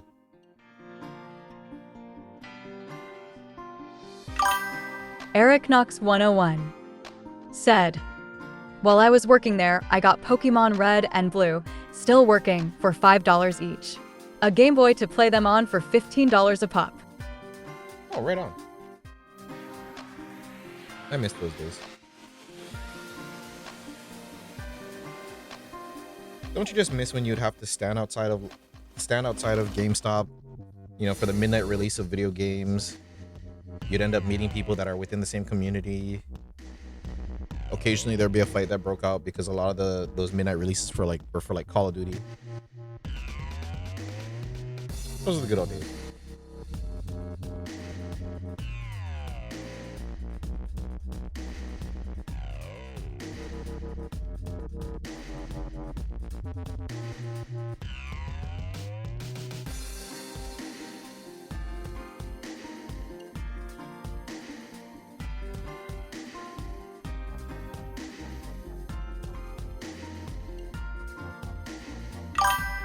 Eric Knox 101 said, "I remember the midnight releases.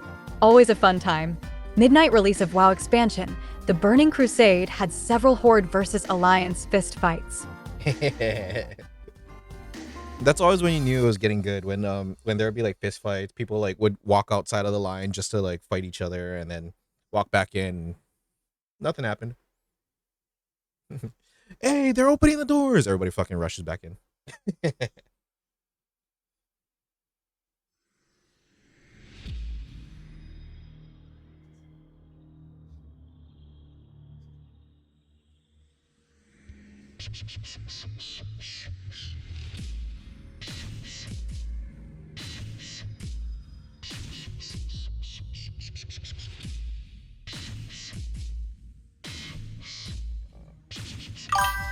Eric Knox 101 said, "Good times. Good times. Civil when the game arrived. Civil War before then."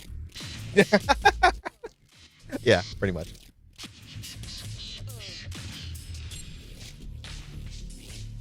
Just start yelling at each other afterwards. Hey, I'll catch you on fucking line.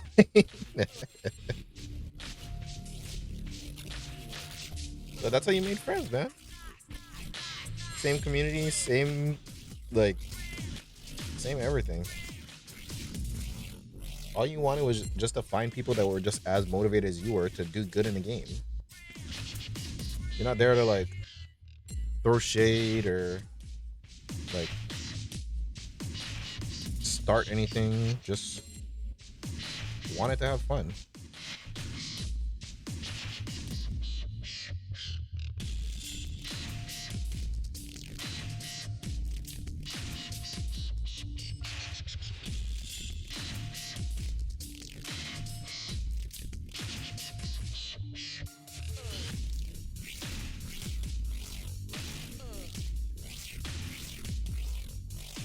And now the part that I don't like.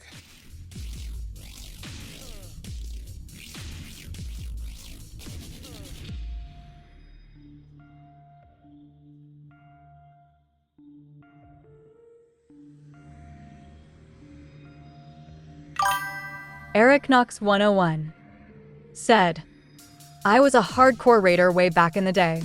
Ended up sacrificing a lot of my health to the game. Didn't help that I was already healing from my military injuries." Raider as in sports raider?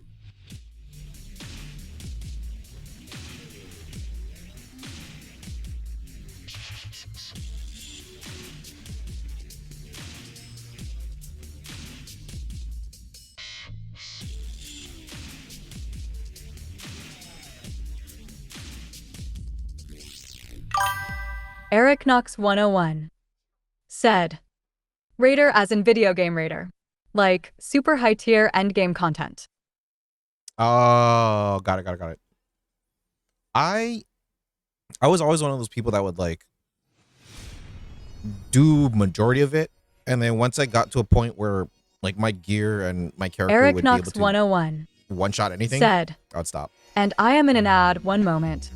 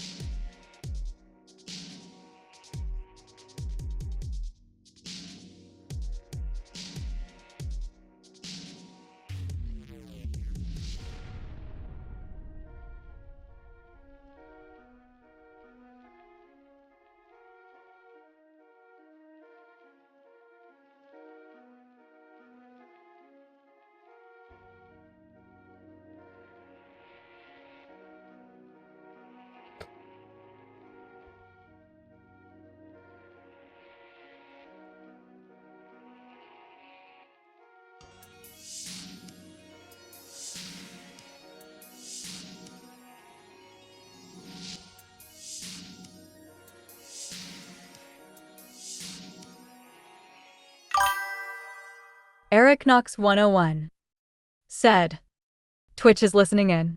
Ads focused around veteran support groups. But I am back now. I mean, you're doing a lot better now, right?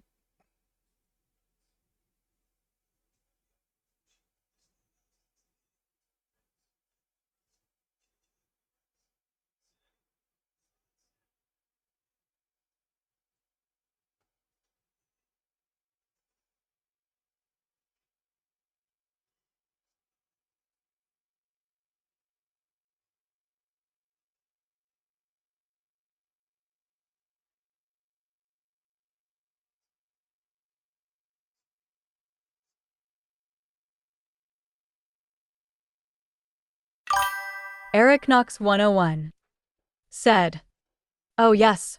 Spent a lot of time working on my physical and mental health. Saw a therapist for a while too. Still have issues around fireworks, but that can be managed.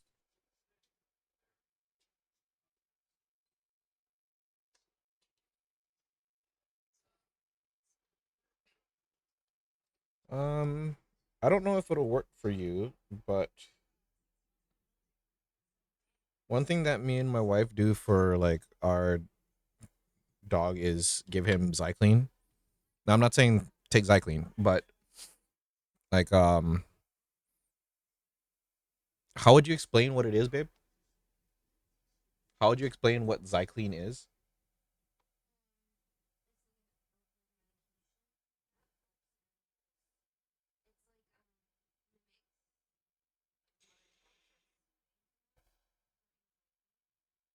Okay. So it is an herbal anxiety medication. Um, for our dogs and cats, what we do is we give it to them 2 weeks in advance. So maybe there's something like that for humans. There is something like that for humans. I'm now being told. Breaking news.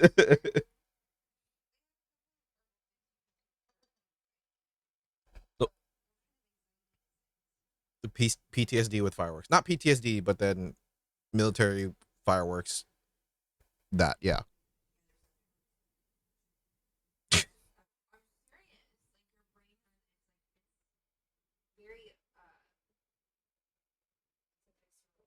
It's very ingrained.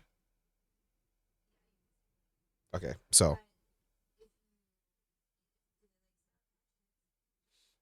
do you like Sour Patch? Why Sour Patch Kids?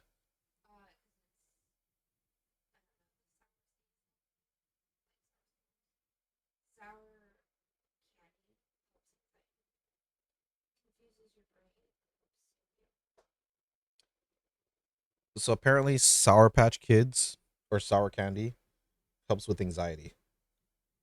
I don't know that.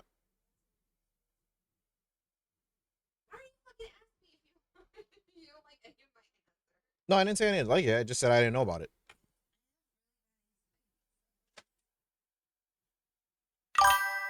Eric Knox 101 said, I do have combat related PTSD and survivor's guilt with depression. I've dealt with it my entire adult life. Enlisted in the army to get away from abuse at 17. Got hurt not long after that. I see. Well, sorry to see that you're having to go through all of this just from, serving our country. But hopefully there's stuff that come out that will help it more so than just little things here and there, you know what I mean?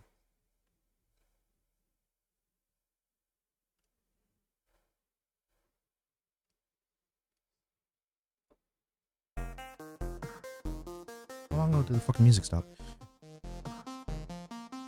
But I'm glad that you're doing better, you know? I mean, one thing that I do. Eric Knox 101 said, picking up the paintbrush. Writing sometimes help. Holding my kids help. Yeah, no, for sure. So like what I was gonna say is sometimes when I start to get get like depressed or anxious and stuff like that, some things that I end up doing is, and I'm not too sure if it'll help you, because obviously we both have different walks of life, but I just end up remembering my why. Like, what am I doing this for?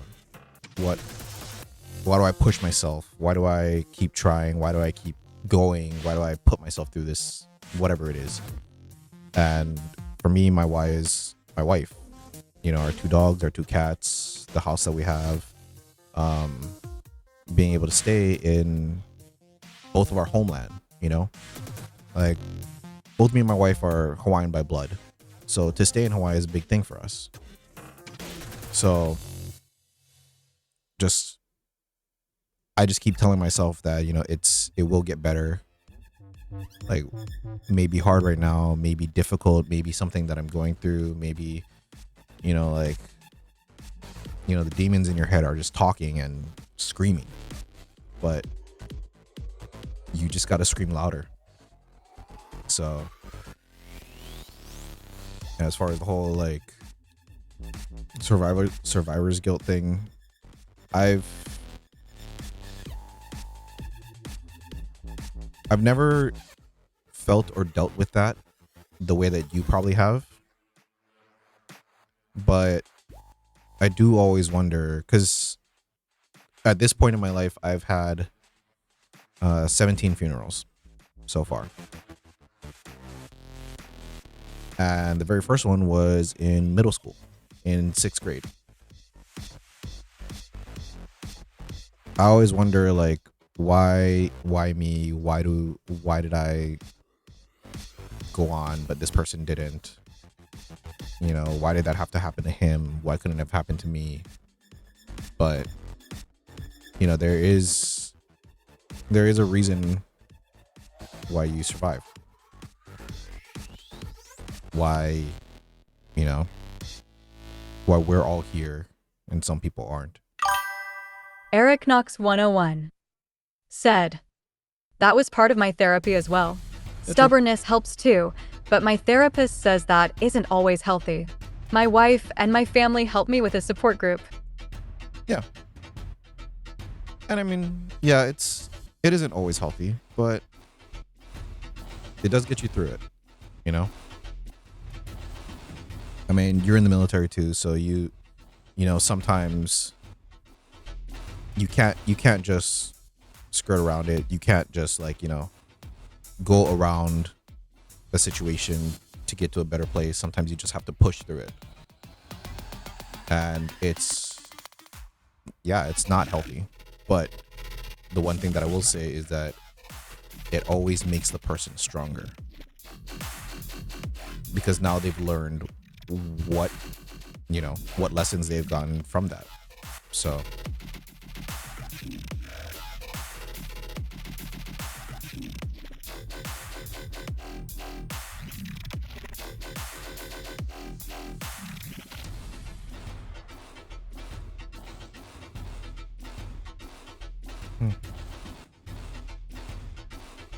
but yeah.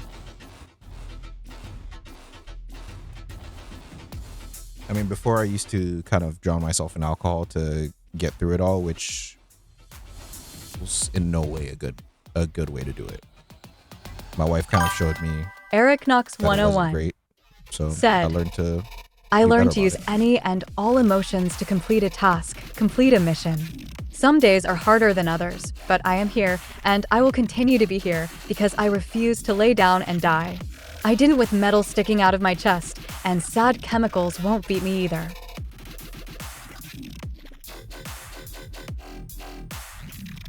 And that's good, man.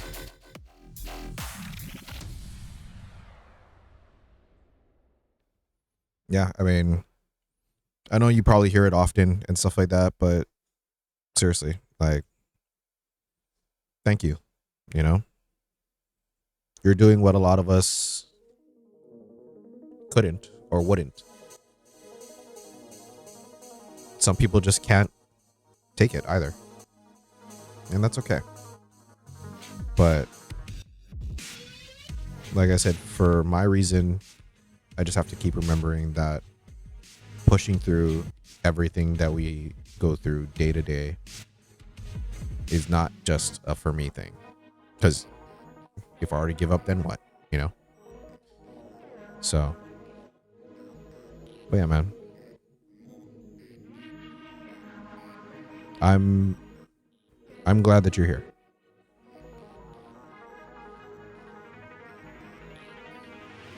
I'm really glad that you're here. Eric Knox 101 said, "You're fighting too. You have my support. Another voice behind you to help spur you on as well." Thank you, man. You know, the number one thing that started me on doing this, I mean, yeah, money would be great, but let's be honest, that's not gonna happen for a while. So why like force myself to think about that? Because if I do, then I'm just gonna quit.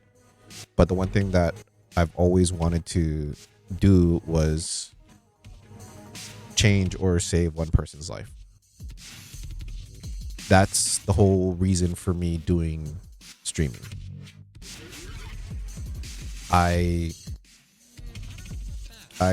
I've seen so much things go on, whether in my own life, in my own experiences, or through other people, you know?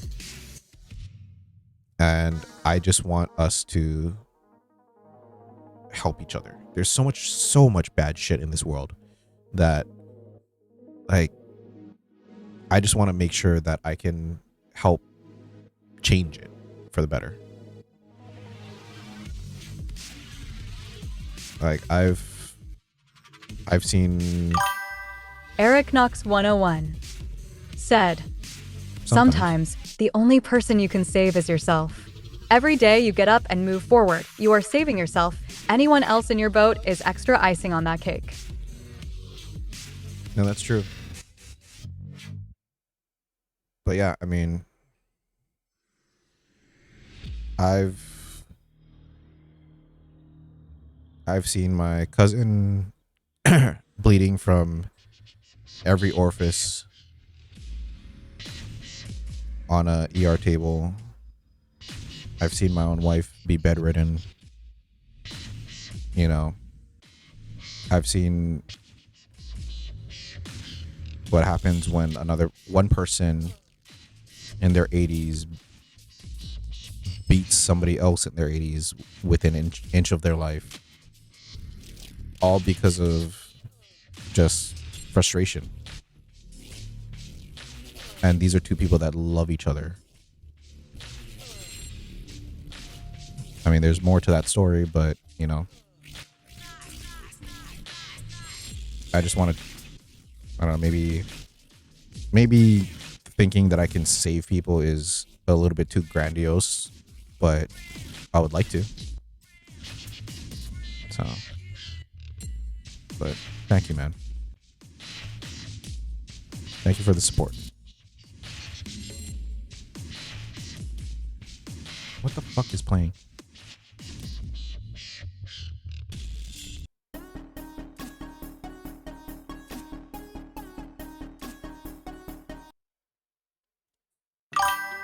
Eric Knox 101 said, It isn't.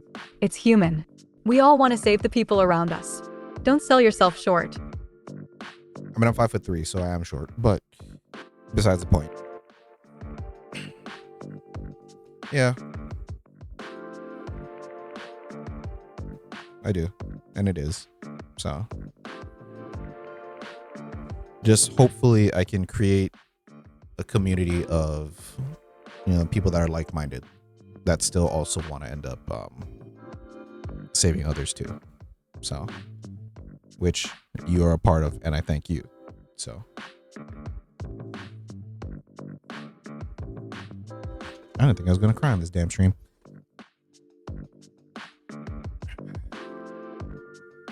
It has taken me 2 hours to do one warp spider. Eric Knox 101 said, I got your back, brother. We are in this together. Thank you. Thank you.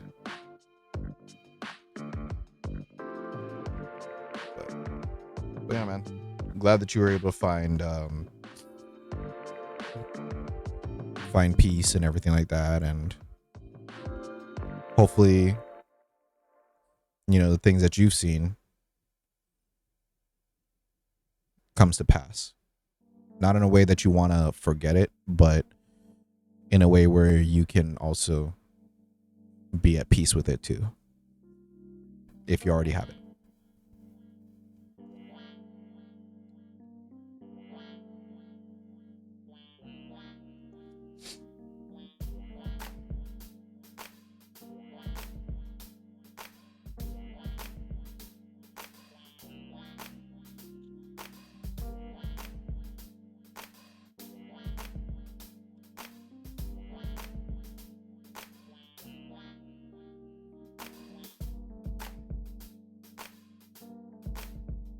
Yeah.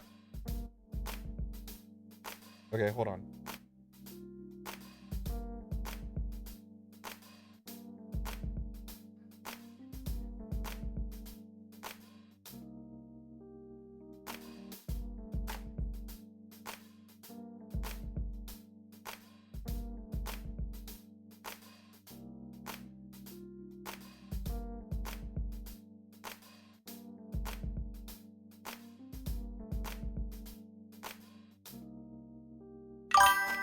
Eric Knox 101 said, It's been 20 years since the incident.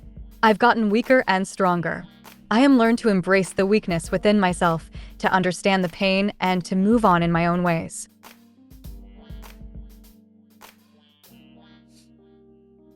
Well, you've already done something that a lot of us struggle with, understanding understanding the weakness and trying to work through it, you know.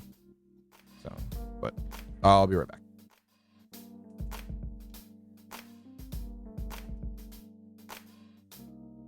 Oh no. Eric Knox 101 said, I will. hug your wife.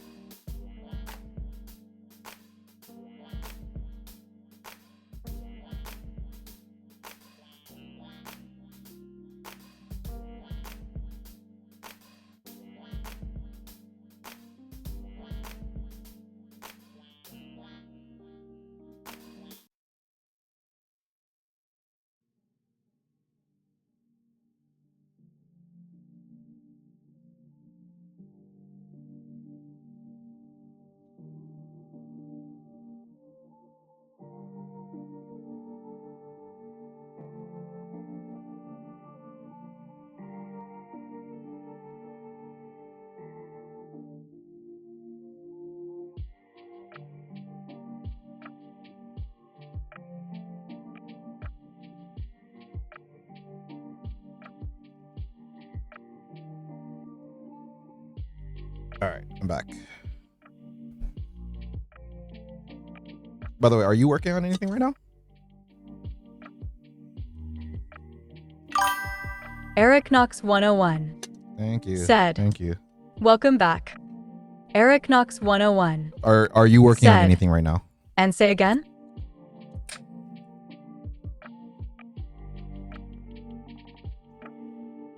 Eric Knox 101 said, I got it. my Storm Boys. How was that?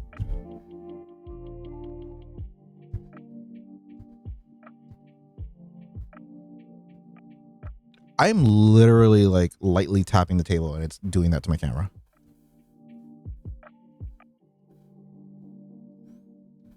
I'm tapping the table with my fucking pinky.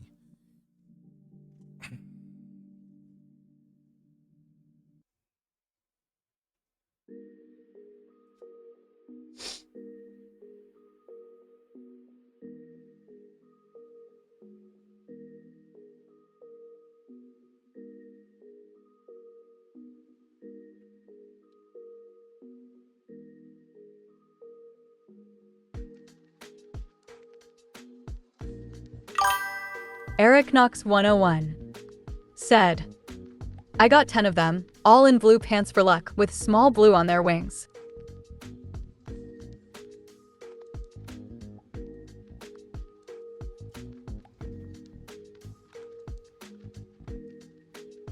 Oh, okay, cool. Yeah, I am trying to Eric Knox 101 finish these. said, and an ad. One moment.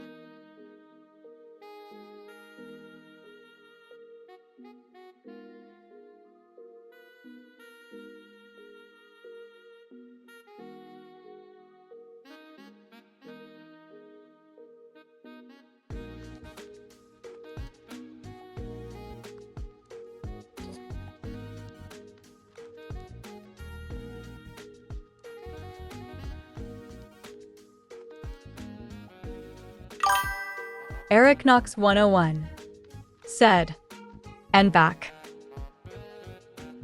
Welcome back.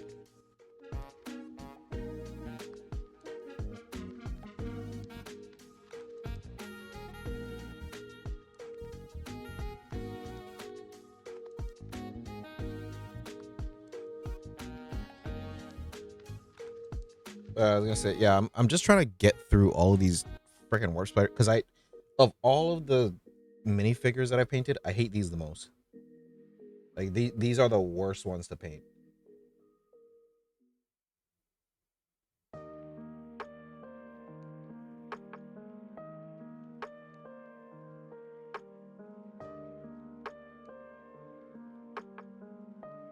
At least for me and Eldari.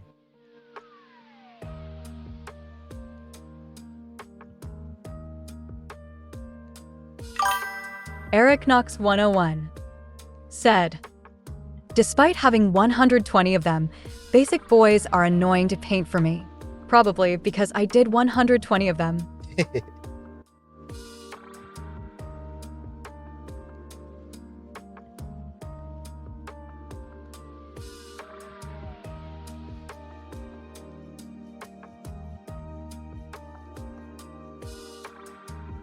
Yeah, I'm also still like trying to get into doing these kind of paintings because, or like army paints, because I'm used to Gundams where you don't have to paint if you don't want to.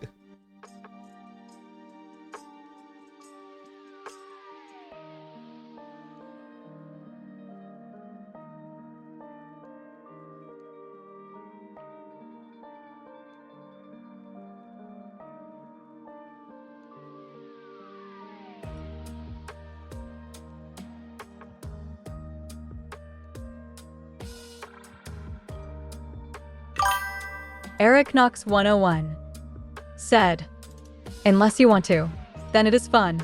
I have a Goof custom I finished up recently that I painted.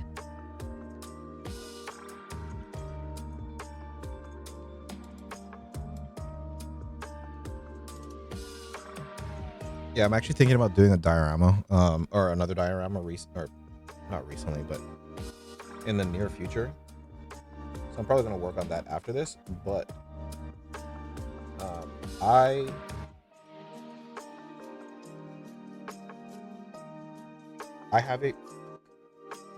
I have a Tallgeese 3, no, a Tallgeese, an RG, that a lot of the parts are missing. Not a lot, but then I bought it and then I guess some of the parts are missing. So I'm gonna end up dioramaing that versus a Tyranid.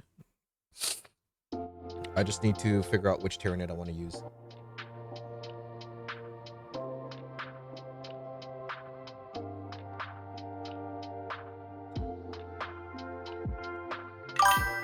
Eric Knox 101 said, if you have to paint 2 thin coats, it oddly works very well on Gunpla.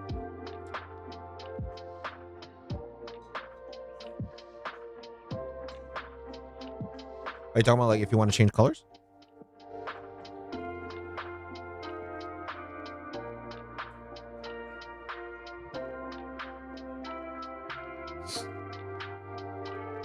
Eric Knox 101 said, yeah, if you want to shift their colors. Okay.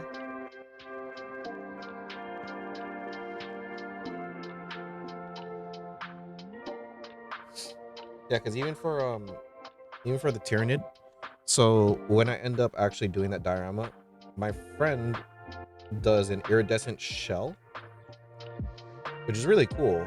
I don't know if I have the patience for that, but we're gonna find out.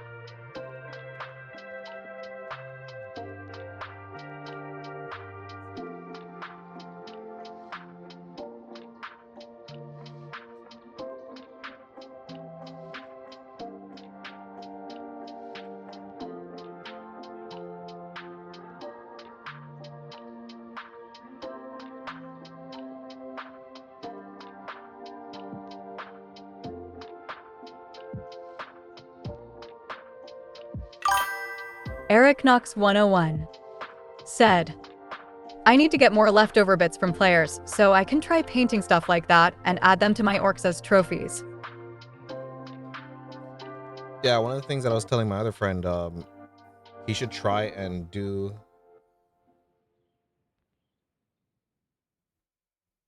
on top of his like battle wagon, like get like a head from each army that he's beaten, and then add that to it as kind of like a trophy thing. So like he can put like sticks on it or whatever, sticks underneath, and then like kit bash that together.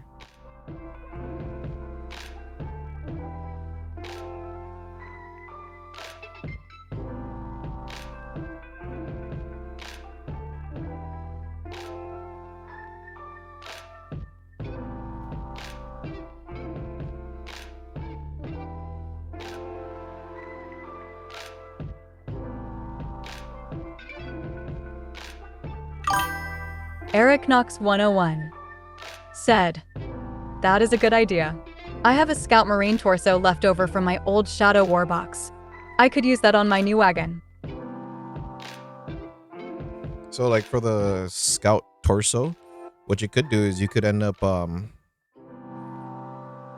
like cutting it and then adding it to like the front of the armor, or front of, I think for your battle wagon, that's the one with the spinning front end, right? The one with the tube. So you might be able to do that on, or even on the backside. Eric Knox 101 Yeah. said, the Def Rala, yeah. The fucking names, I swear to God.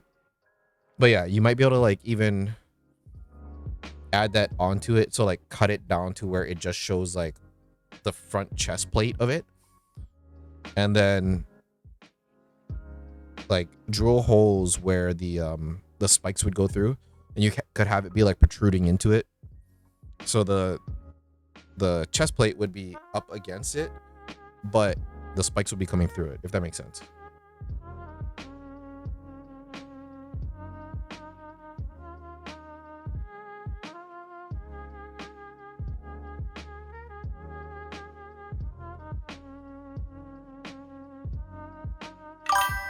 Eric Knox 101 said, that is a good idea too. I could also add it as part of the looted rhino I have.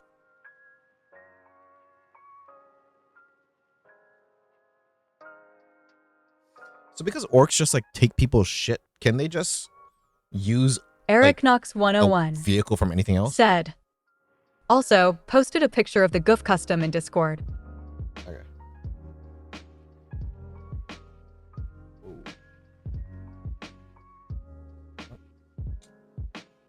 Okay, I gotta reopen Discord. Hold on.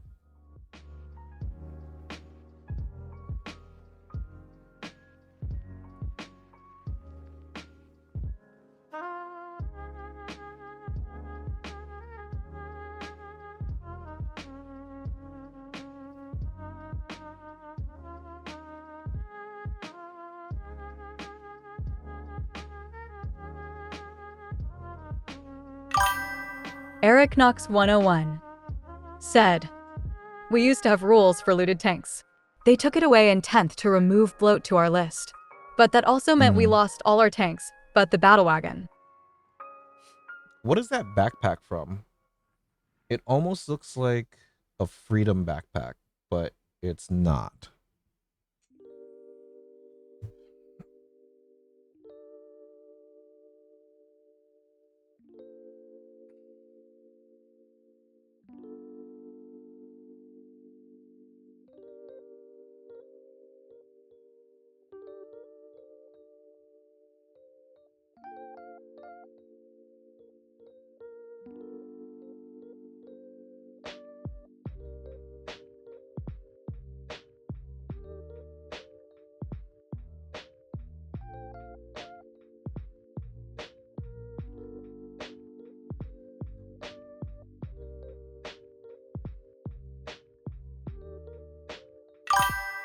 Eric Knox 101 said, Mirasol flight unit from Mercury.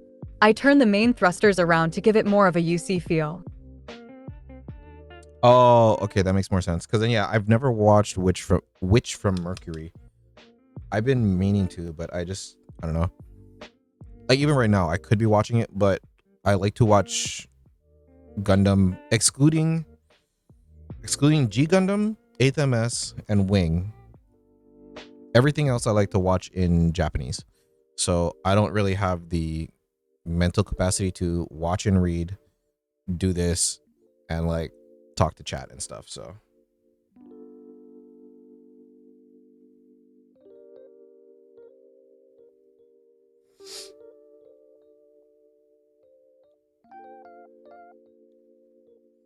fuck, I forgot something.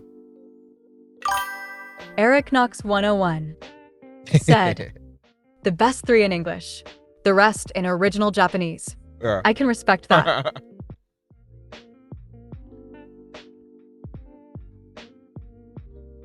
Did I not grab a gold?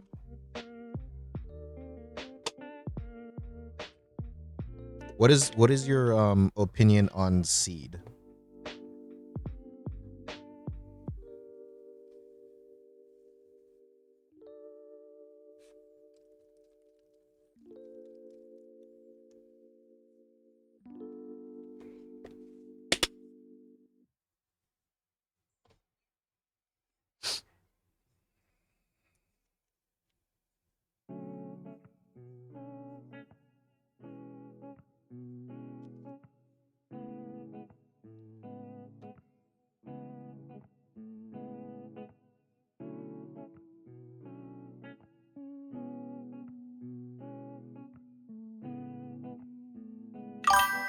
Eric Knox 101 said, it was very preachy. I don't know how to explain it. The series rubbed me the wrong way. I don't hate it, but the message of peace always fell short when you were launching 10,000 beams. My man. Okay.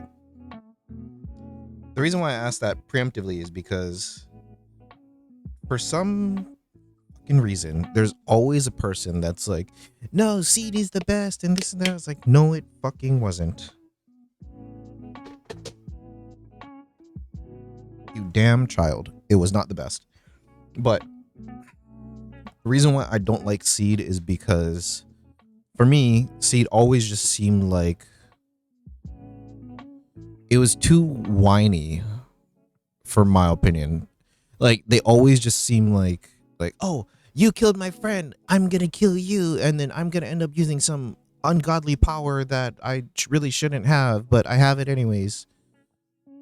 Fucking no reason at all.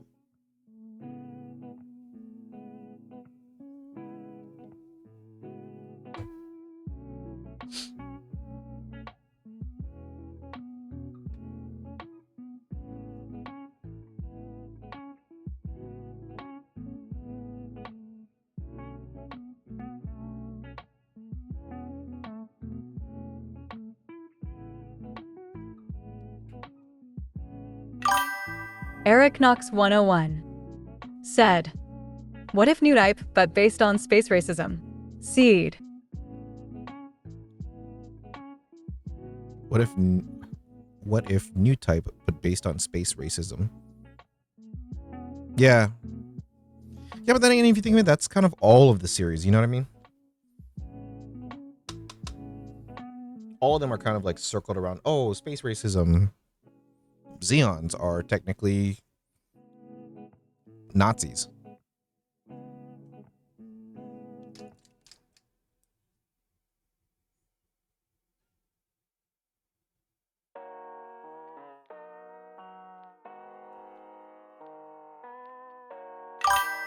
Eric Knox 101 said, I know, all of them are based on that, but it felt dialed up to 11 with Seed.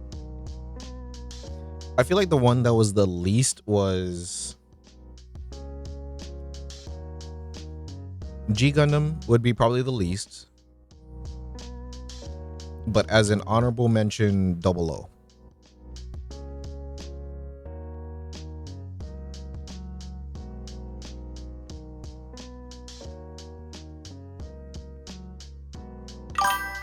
Eric Knox 101 said, G Gundam, also known as Gundam Ball Z. What do you mean, where they took like fucking 12 episodes just to end up finishing one fight?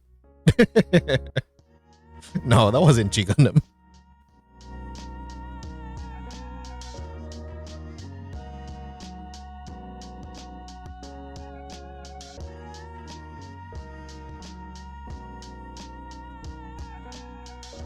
Okay, now I think I'm done with this one.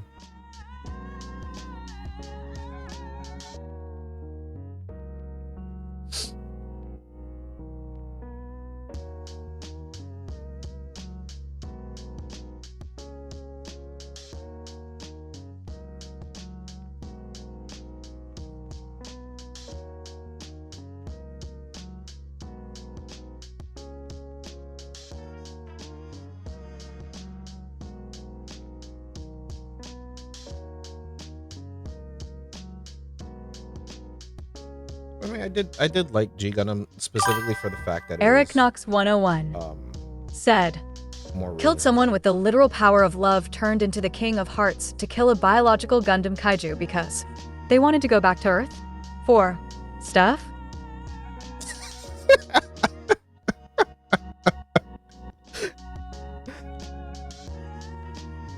You know what? Yeah. Yeah. Eric Knox 101 said, tell me I am wrong. I dare you. Yeah, no, you're right. I was too focused on the fact of like, no, it didn't take like 12 minutes or 12 episodes to finish one fight. What would be that?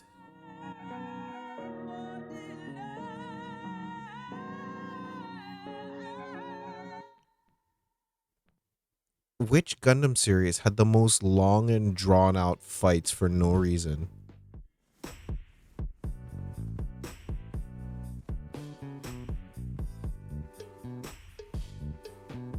Oh no, that would be Double O. Yeah, I think that's Double O.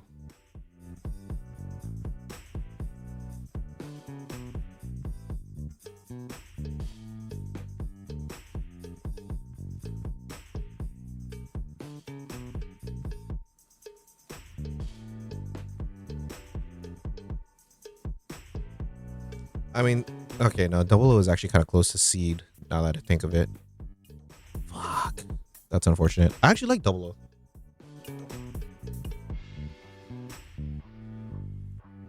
But I'm not gonna lie, I think the only reason why I like Double O is because Setsuna is so close to Hiro that it's hard to deny that. I mean, he has no real ties to any other human. He ends up only thinking about the mission, and then his one love interest, he doesn't really care for her.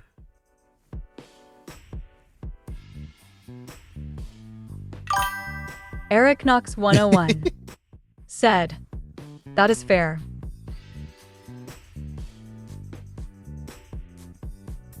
But yeah, like their fights are super drawn out. Like I think the final fight took 3 episodes. I want to say no, it took 4, I think. Even when they're trying to save the space colony, I think that one was 2 episodes. They always broke it up into 2 episodes at least. Huh?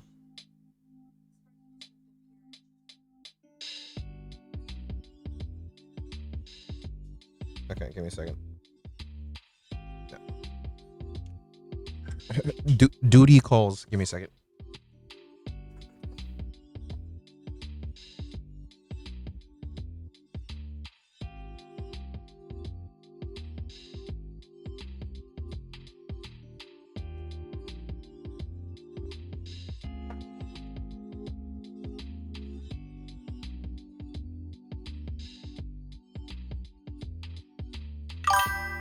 Eric Knox 101 said, I know the longest duel was between Char and Amaro at the end, as that took 3 episodes in the OG anime.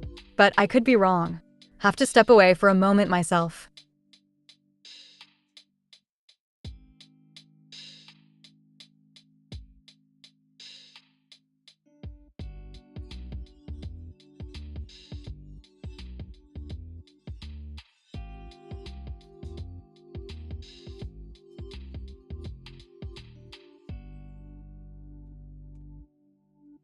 Wait, I have something to add to that. I know the longest duel has been Char and Amuro at the end, as that took 3 episodes in the OG anime, but I could be wrong. I have to step away from myself. Okay.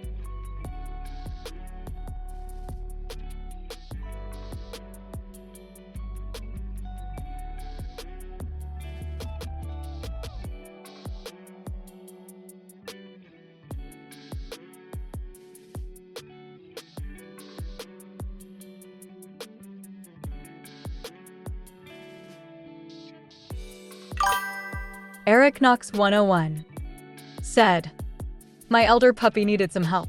She was stuck behind the mean cat and wanted to lay beside me. It's funny because then I had to step away too due to a cat and dog situation.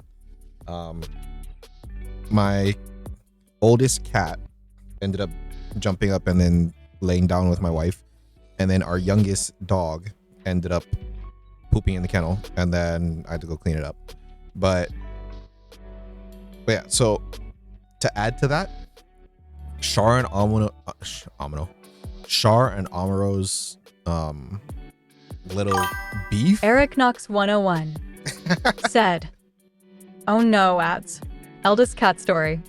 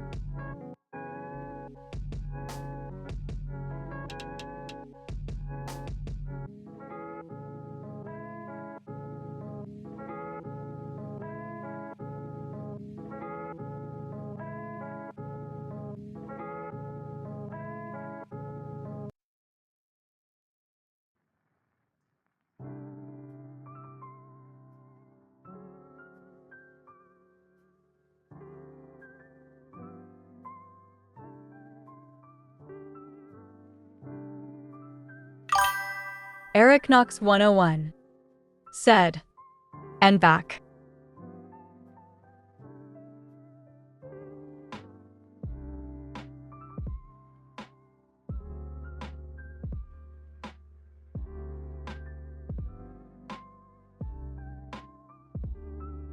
There we go. Sorry, like when I'm doing like the edges and corners and stuff like that, I usually don't talk because I don't want to end up over painting or whatever. It's not like I'm speed painting or anything, so. But so my thing about Eric Knox 101 said, "You are fine. Do as you need." so my whole thing about Char and Amuro, those two have had a beef over 5 fucking series.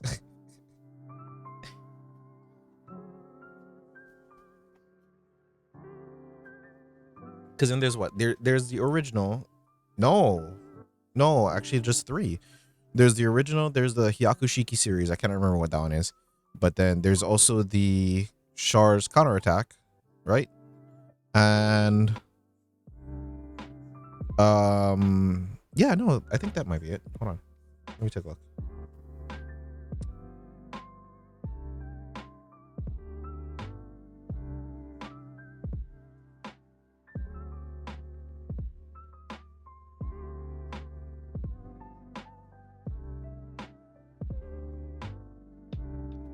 Three main anime series. The original, Zeta, that's what it was, and Char's counterattack. Okay. So, yeah. They their fight spans 3 series. Eric Knox 101 said, "Original, Zeta, Char's counterattack, yeah."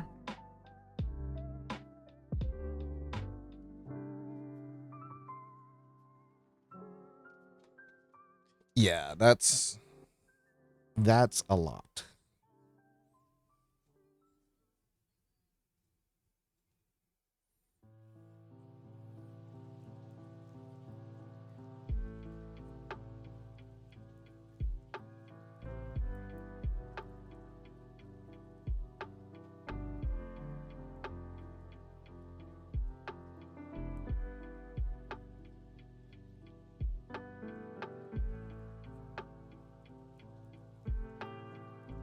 When you have details like this, do you do it the same way?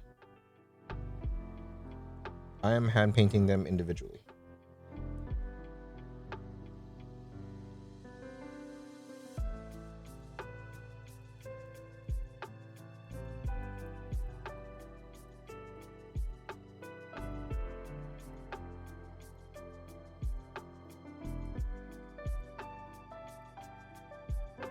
Babe, what is she tearing?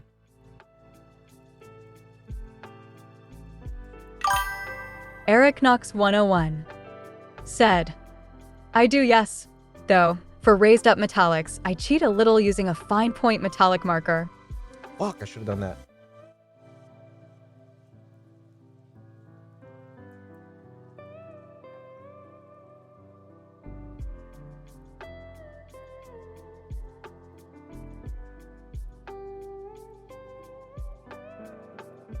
Because this is raised up too, that's why.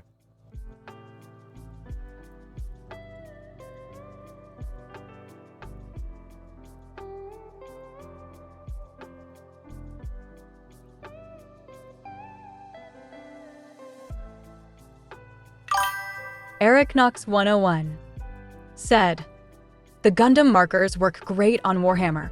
My Gaz is almost fully done with those."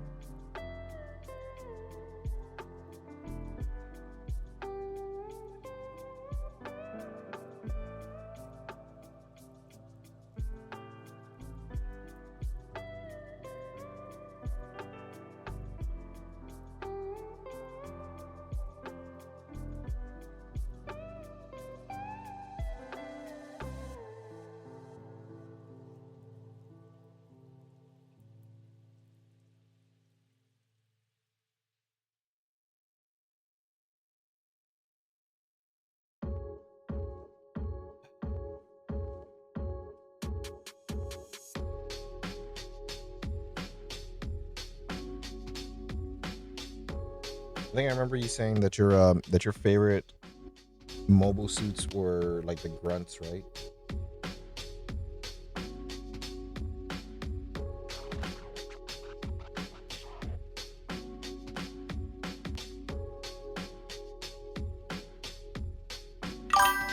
Eric Knox 101 said, the grunts, yes. Leo, Goof, and Zucca too. I yeah, because I think I remember you saying that you have like 3 or 5 Leos. I just looked at 4, and then yeah, the Goof custom is always my favorite, or one of my favorite mobile suits. But um I don't know. I'm thinking about making a Tau army where Farsight, where I paint him like Tallgeese, and then all of the other figures I'm gonna paint like Leos. Possibly. Eric Knox 101 said, I think you should do that. 100%. Well, because what is it? I've heard that the Christmas box for Tau is gonna be like Farsight Enclave focused. So what I wanted to do was I'm gonna paint this one like Tallgeese since it's already white and I have him, and then that box, because it's gonna have Farsight in it, I'm gonna paint that one like I would Char Zaku 2, and then maybe Eric the army I'll Knox just still do 101 Leos. I don't know. said, TV colors Tallgeese with the black thrusters. Yeah, because then yeah, I think the Tallgeese that I have shows white thrusters, but they said it's EW. I think I showed you the last time. Yeah, it's just Tallgeese 1. Bandai needs to cut that shit out, or be more thorough about what they label boxes.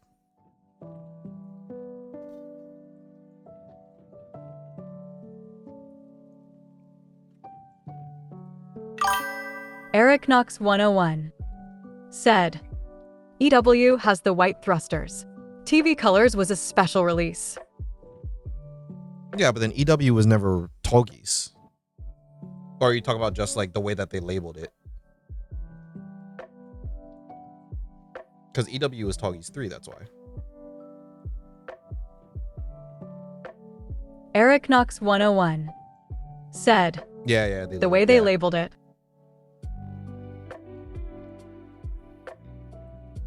That's why I just had this this discussion with one of my friends that works at a hobby store, where even for like heavy arms, right? They did a heavy arms EW edition for MG, and all they did was no, they didn't even do that. They just gave him like the shoulder Eric Knox 101 edges. said, well, sorta. EW was based off the manga, Glory of the Losers. The suits all had slightly different designs. Oh, okay. See, that's where like I've never treaded. I didn't go into like any of the manga or anything like that. So, fake Gundam fan? Question mark.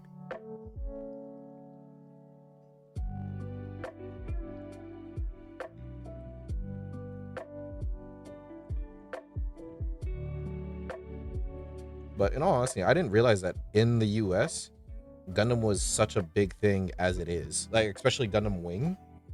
When they did the 30th anniversary and everything like that at San Diego Comic-Con? Eric Knox I 101 didn't expect that we would show up that said, bad. the manga has some bunker stuff, like the Buster Cannon of the Wing having an upgrade that tripled its power output. It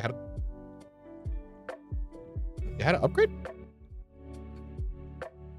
I know that it had like, what is it, replaceable cartridges, which I thought was crazy.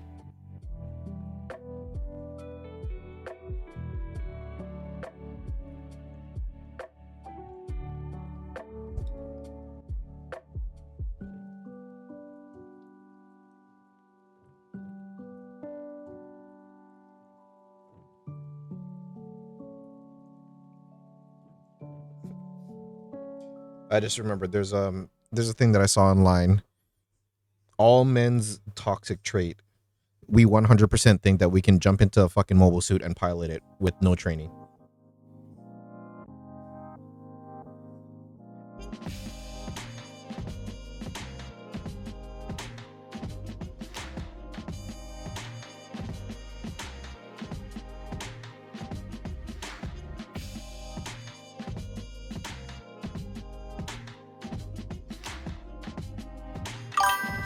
Eric Knox 101 said, "It had that as well.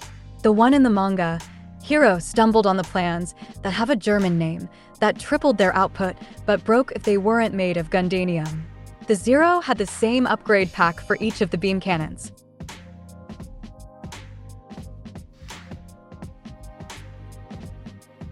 I might have to be able to find and read the manga for it then. Eric Knox 101 said, "I think I could pilot a mobile suit right into the ground." I know, yeah, like that they never specified like to what level do you consider piloting a mobile suit, right?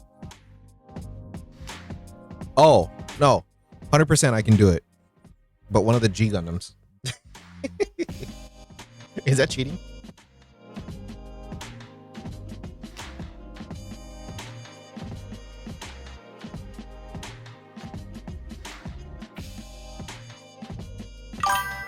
Eric Knox 101 said, "No, not cheating. Clever."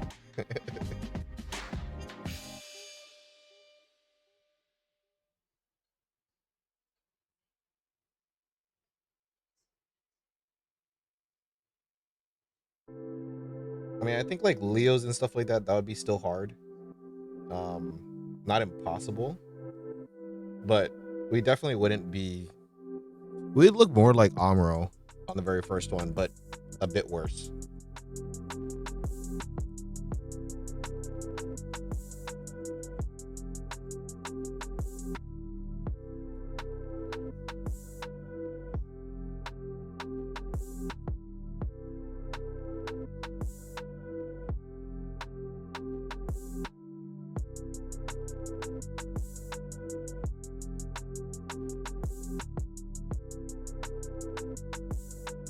I can just imagine like if we ever ended up going to Eric one. Knox 101 said, "It's an arm raker Yeah. and pedal system.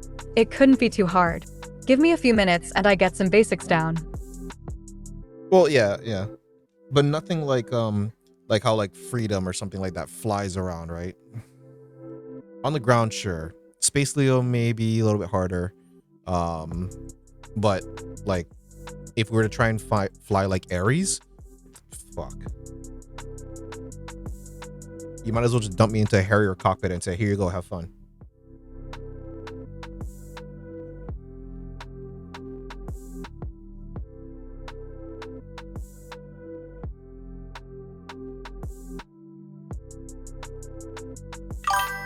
Eric Knox 101 said, "Pretty much. I'll stick to the ground." We'll just be the ones with the Ares just walking around. "Hey, what are you guys doing? Shut the fuck up."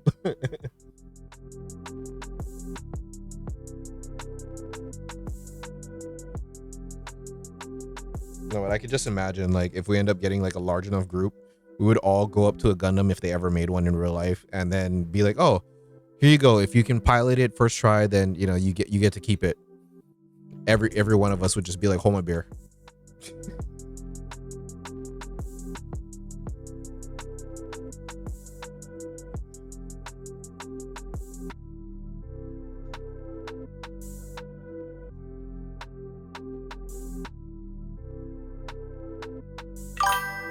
Eric Knox 101 said, "I would give it a shot."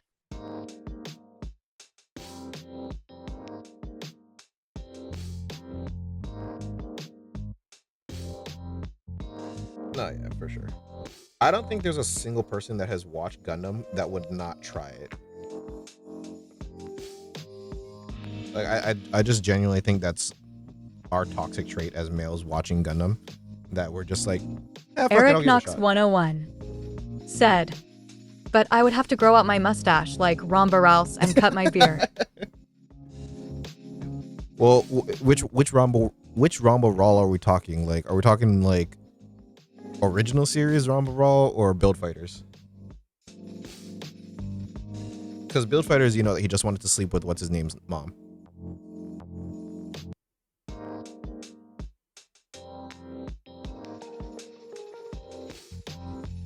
What?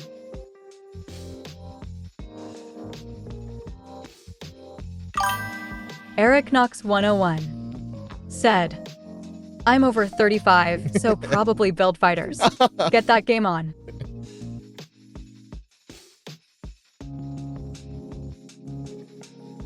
I always thought that was really clever that they ended up adding Rumble Raw into it, and then he actually recalls like his fights.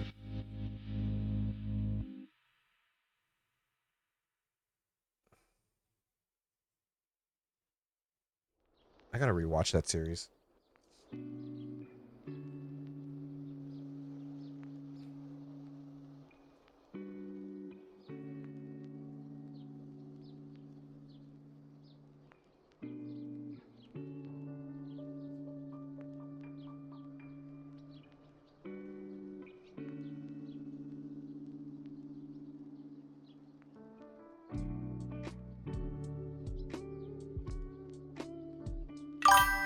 Eric Knox 101 said, plot twist, Build Fighters has the canon battles because they are based on the early tournaments of Gunpla. It's the canon battles because they were based on the early tournaments of Gunpla.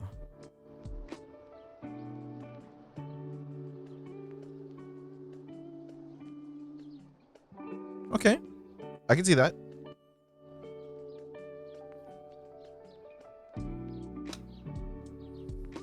I mean, I wouldn't even care if we got into an era where Gundams were real, as long as we can get to an era where, what is it? Gunpla battles were real. Where like even like if you ended up nicking your armor or something like that, that would actually affect you inside the game. That would be crazy.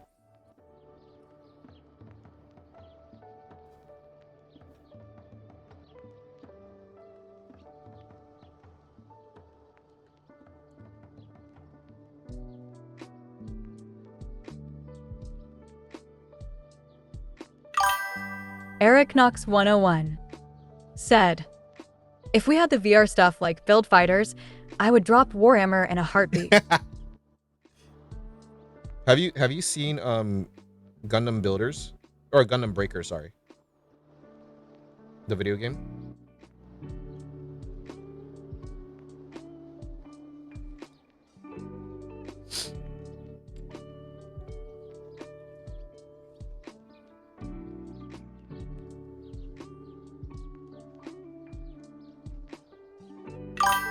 Eric Knox 101 said, the games I have, I want to pick them up to kit bash my own stuff before I buy.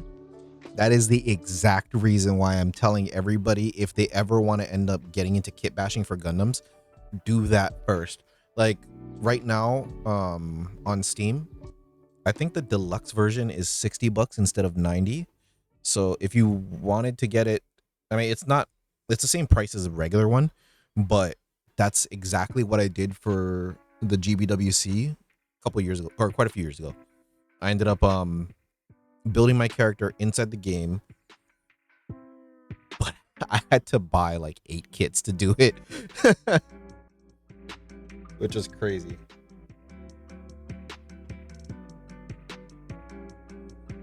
But it was absolutely worth it, I feel.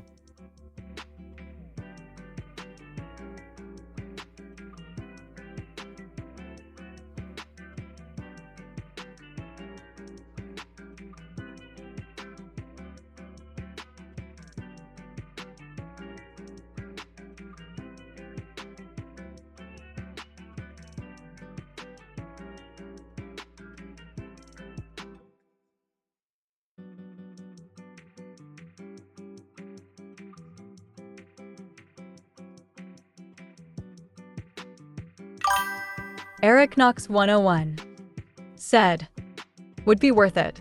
Once I get the car sorted and make sure expenses are taken care of, it is on the list.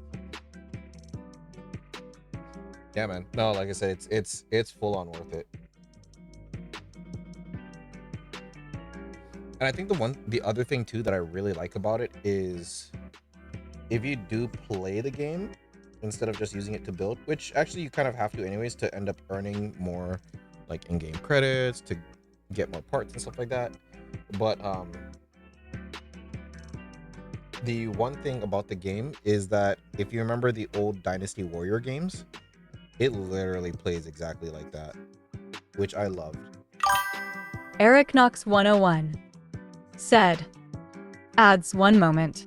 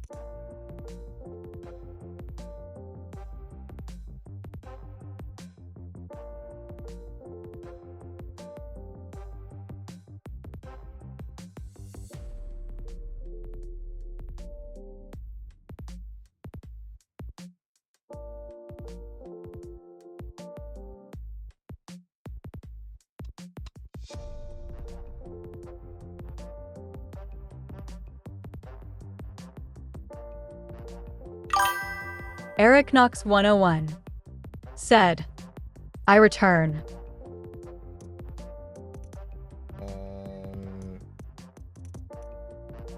Yeah, what was I saying? So, like, Gundam Breakers.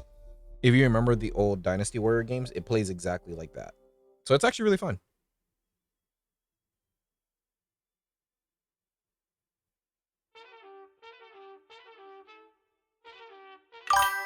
Eric Knox 101 said, I liked those games. Yeah. Even the there was like a Dynasty Warriors. Shit, I can never remember the game. Eric Knox 101 said, my cat is hunting. He currently has a stuffed animal in his mouth and is crying to be let into the office, despite the door being open.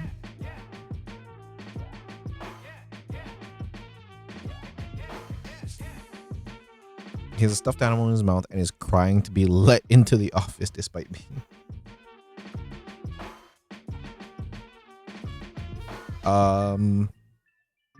Yeah, our cat's kind of like that too. So I don't know if you remember the anime, but it was called Sengoku Basara, and it had this character. I loved the Dynasty Warriors game that had these characters in it.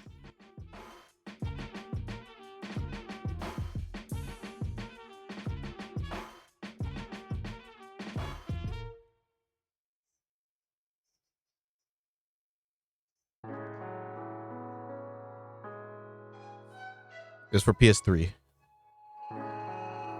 That game was actually really fun.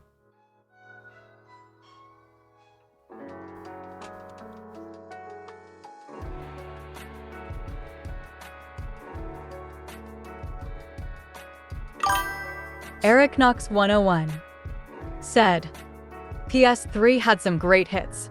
I vaguely recall that game.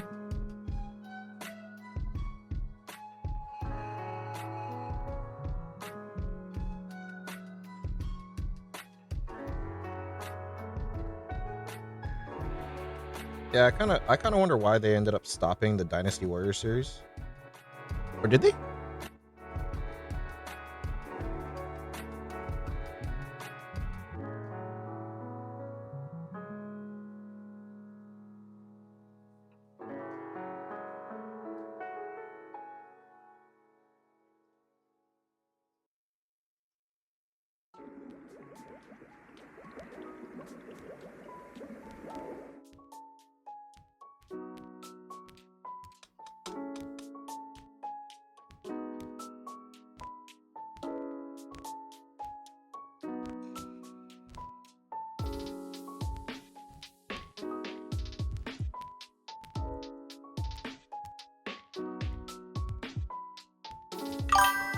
Eric Knox 101 said, "It's still going, wow. Dynasty Warriors Origin in 2025. What the f-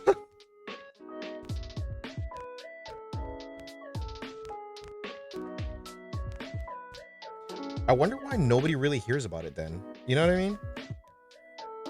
Like, Dynasty Warriors was such a good game.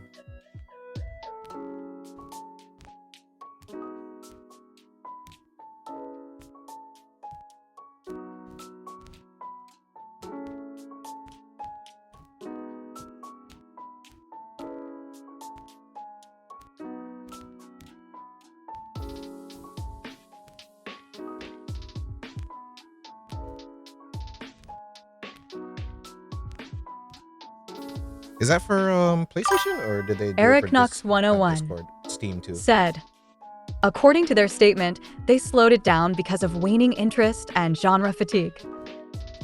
What? Fuck. I guess old people like us just, you know, want the nostalgia back.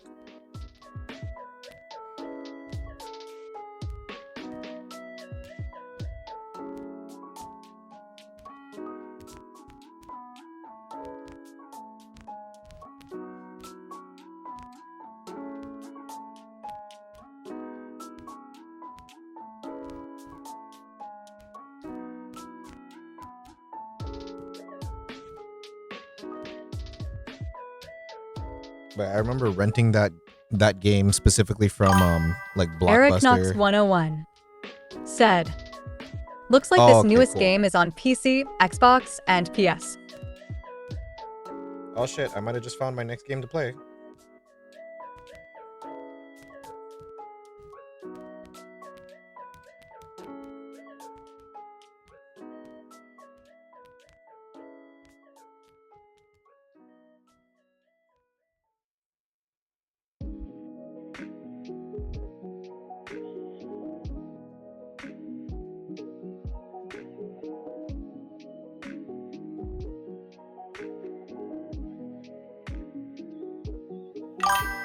Eric Knox 101 said, "I remember renting from Blockbuster, Game Crazy."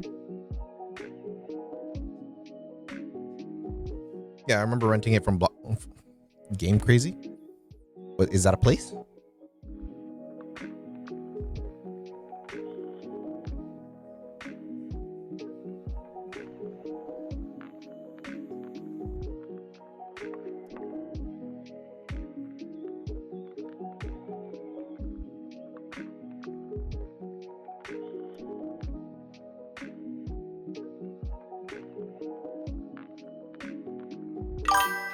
Eric Knox 101 said, "Used to be inside of Hollywood video stores."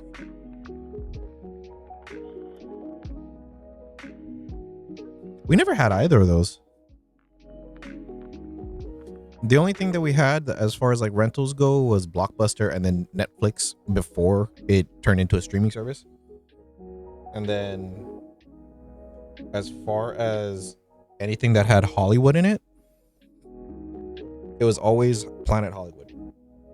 That's all we had. I know it's like not even nearly close to what you're saying, but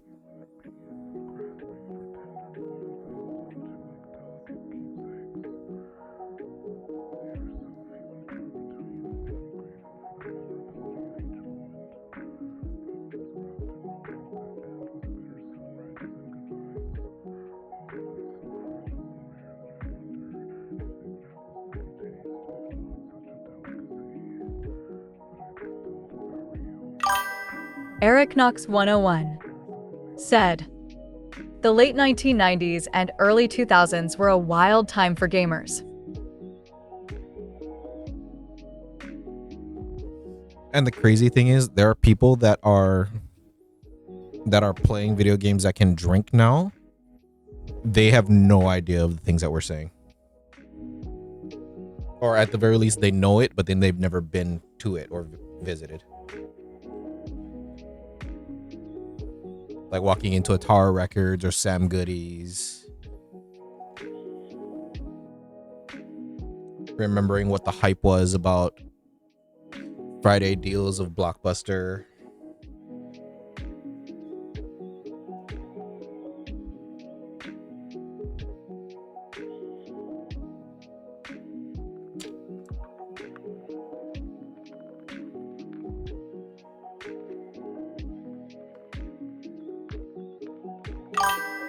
Eric Knox 101 said, "Went on a cross-country trip.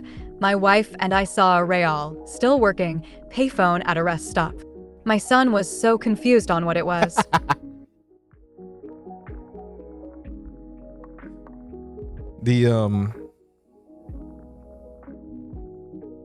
So real, still working payphone at the rest stop. Yeah. We still have payphones set up around the island, but none of them work. They haven't worked for a while.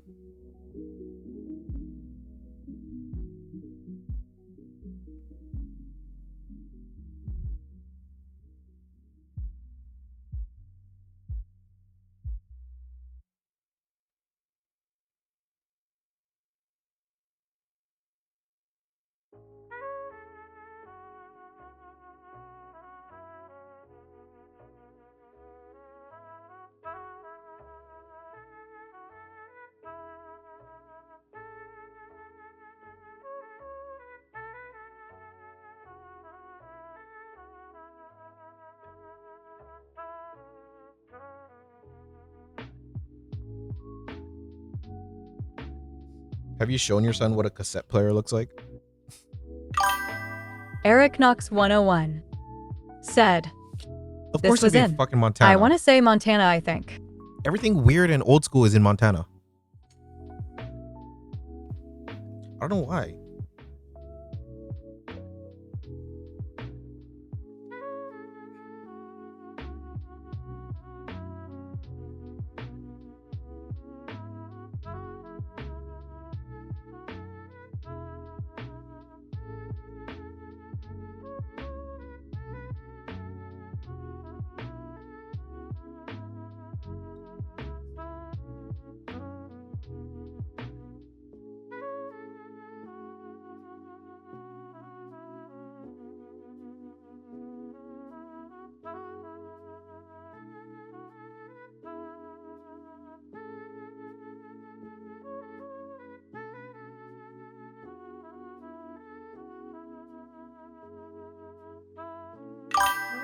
Eric Knox 101 said, he has seen a cassette player and a CD player. He knows what a DVD player is too, but still gets annoyed when he loses his cartridges for his Switch. Wait, people don't know what DVD players are?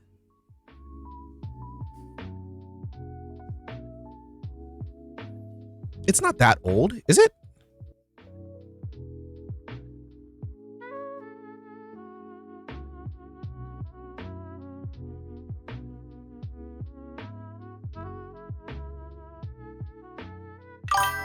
Eric Knox 101 said, he best friend didn't. His family only uses streaming services. Oh my god. Really? That's why?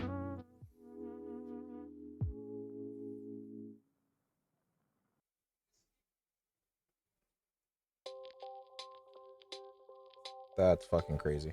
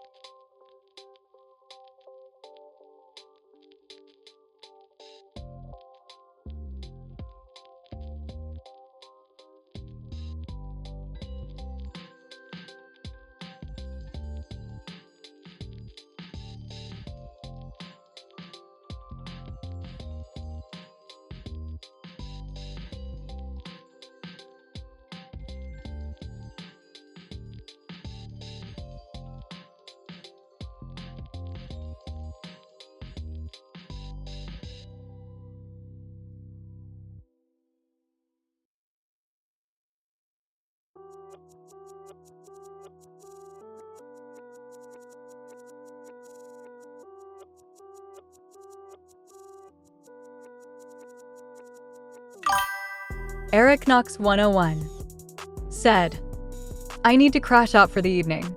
It is nearly 3 for me. I'll post up some pictures of my army of Gunpla and orcs tomorrow. All right, brother. Well, have a good night, man. Thank you for keeping me company, and yeah, dude, definitely I'll see you in the next one.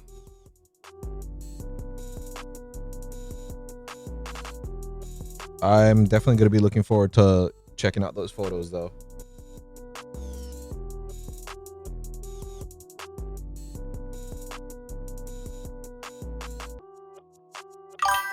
Eric Knox 101 said, "Sleep well when it finds you, friend. May your paint spread well and your glue set properly." I don't know about the paint thing, but yeah, I'll definitely try for the rest of the stuff. All right, man. Same for you. Have a good night, brother.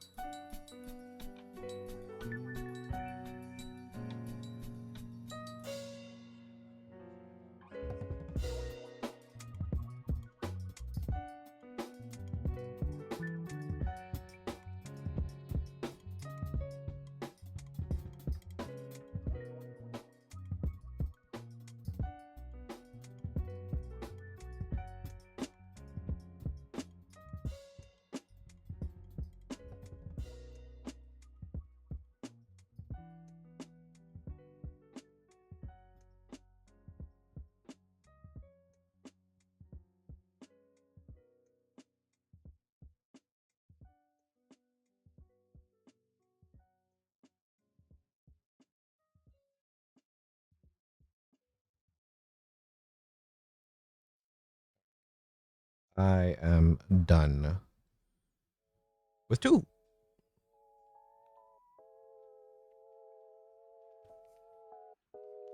Three and a half hours for 2. I fucking hate warp spiders with a passion.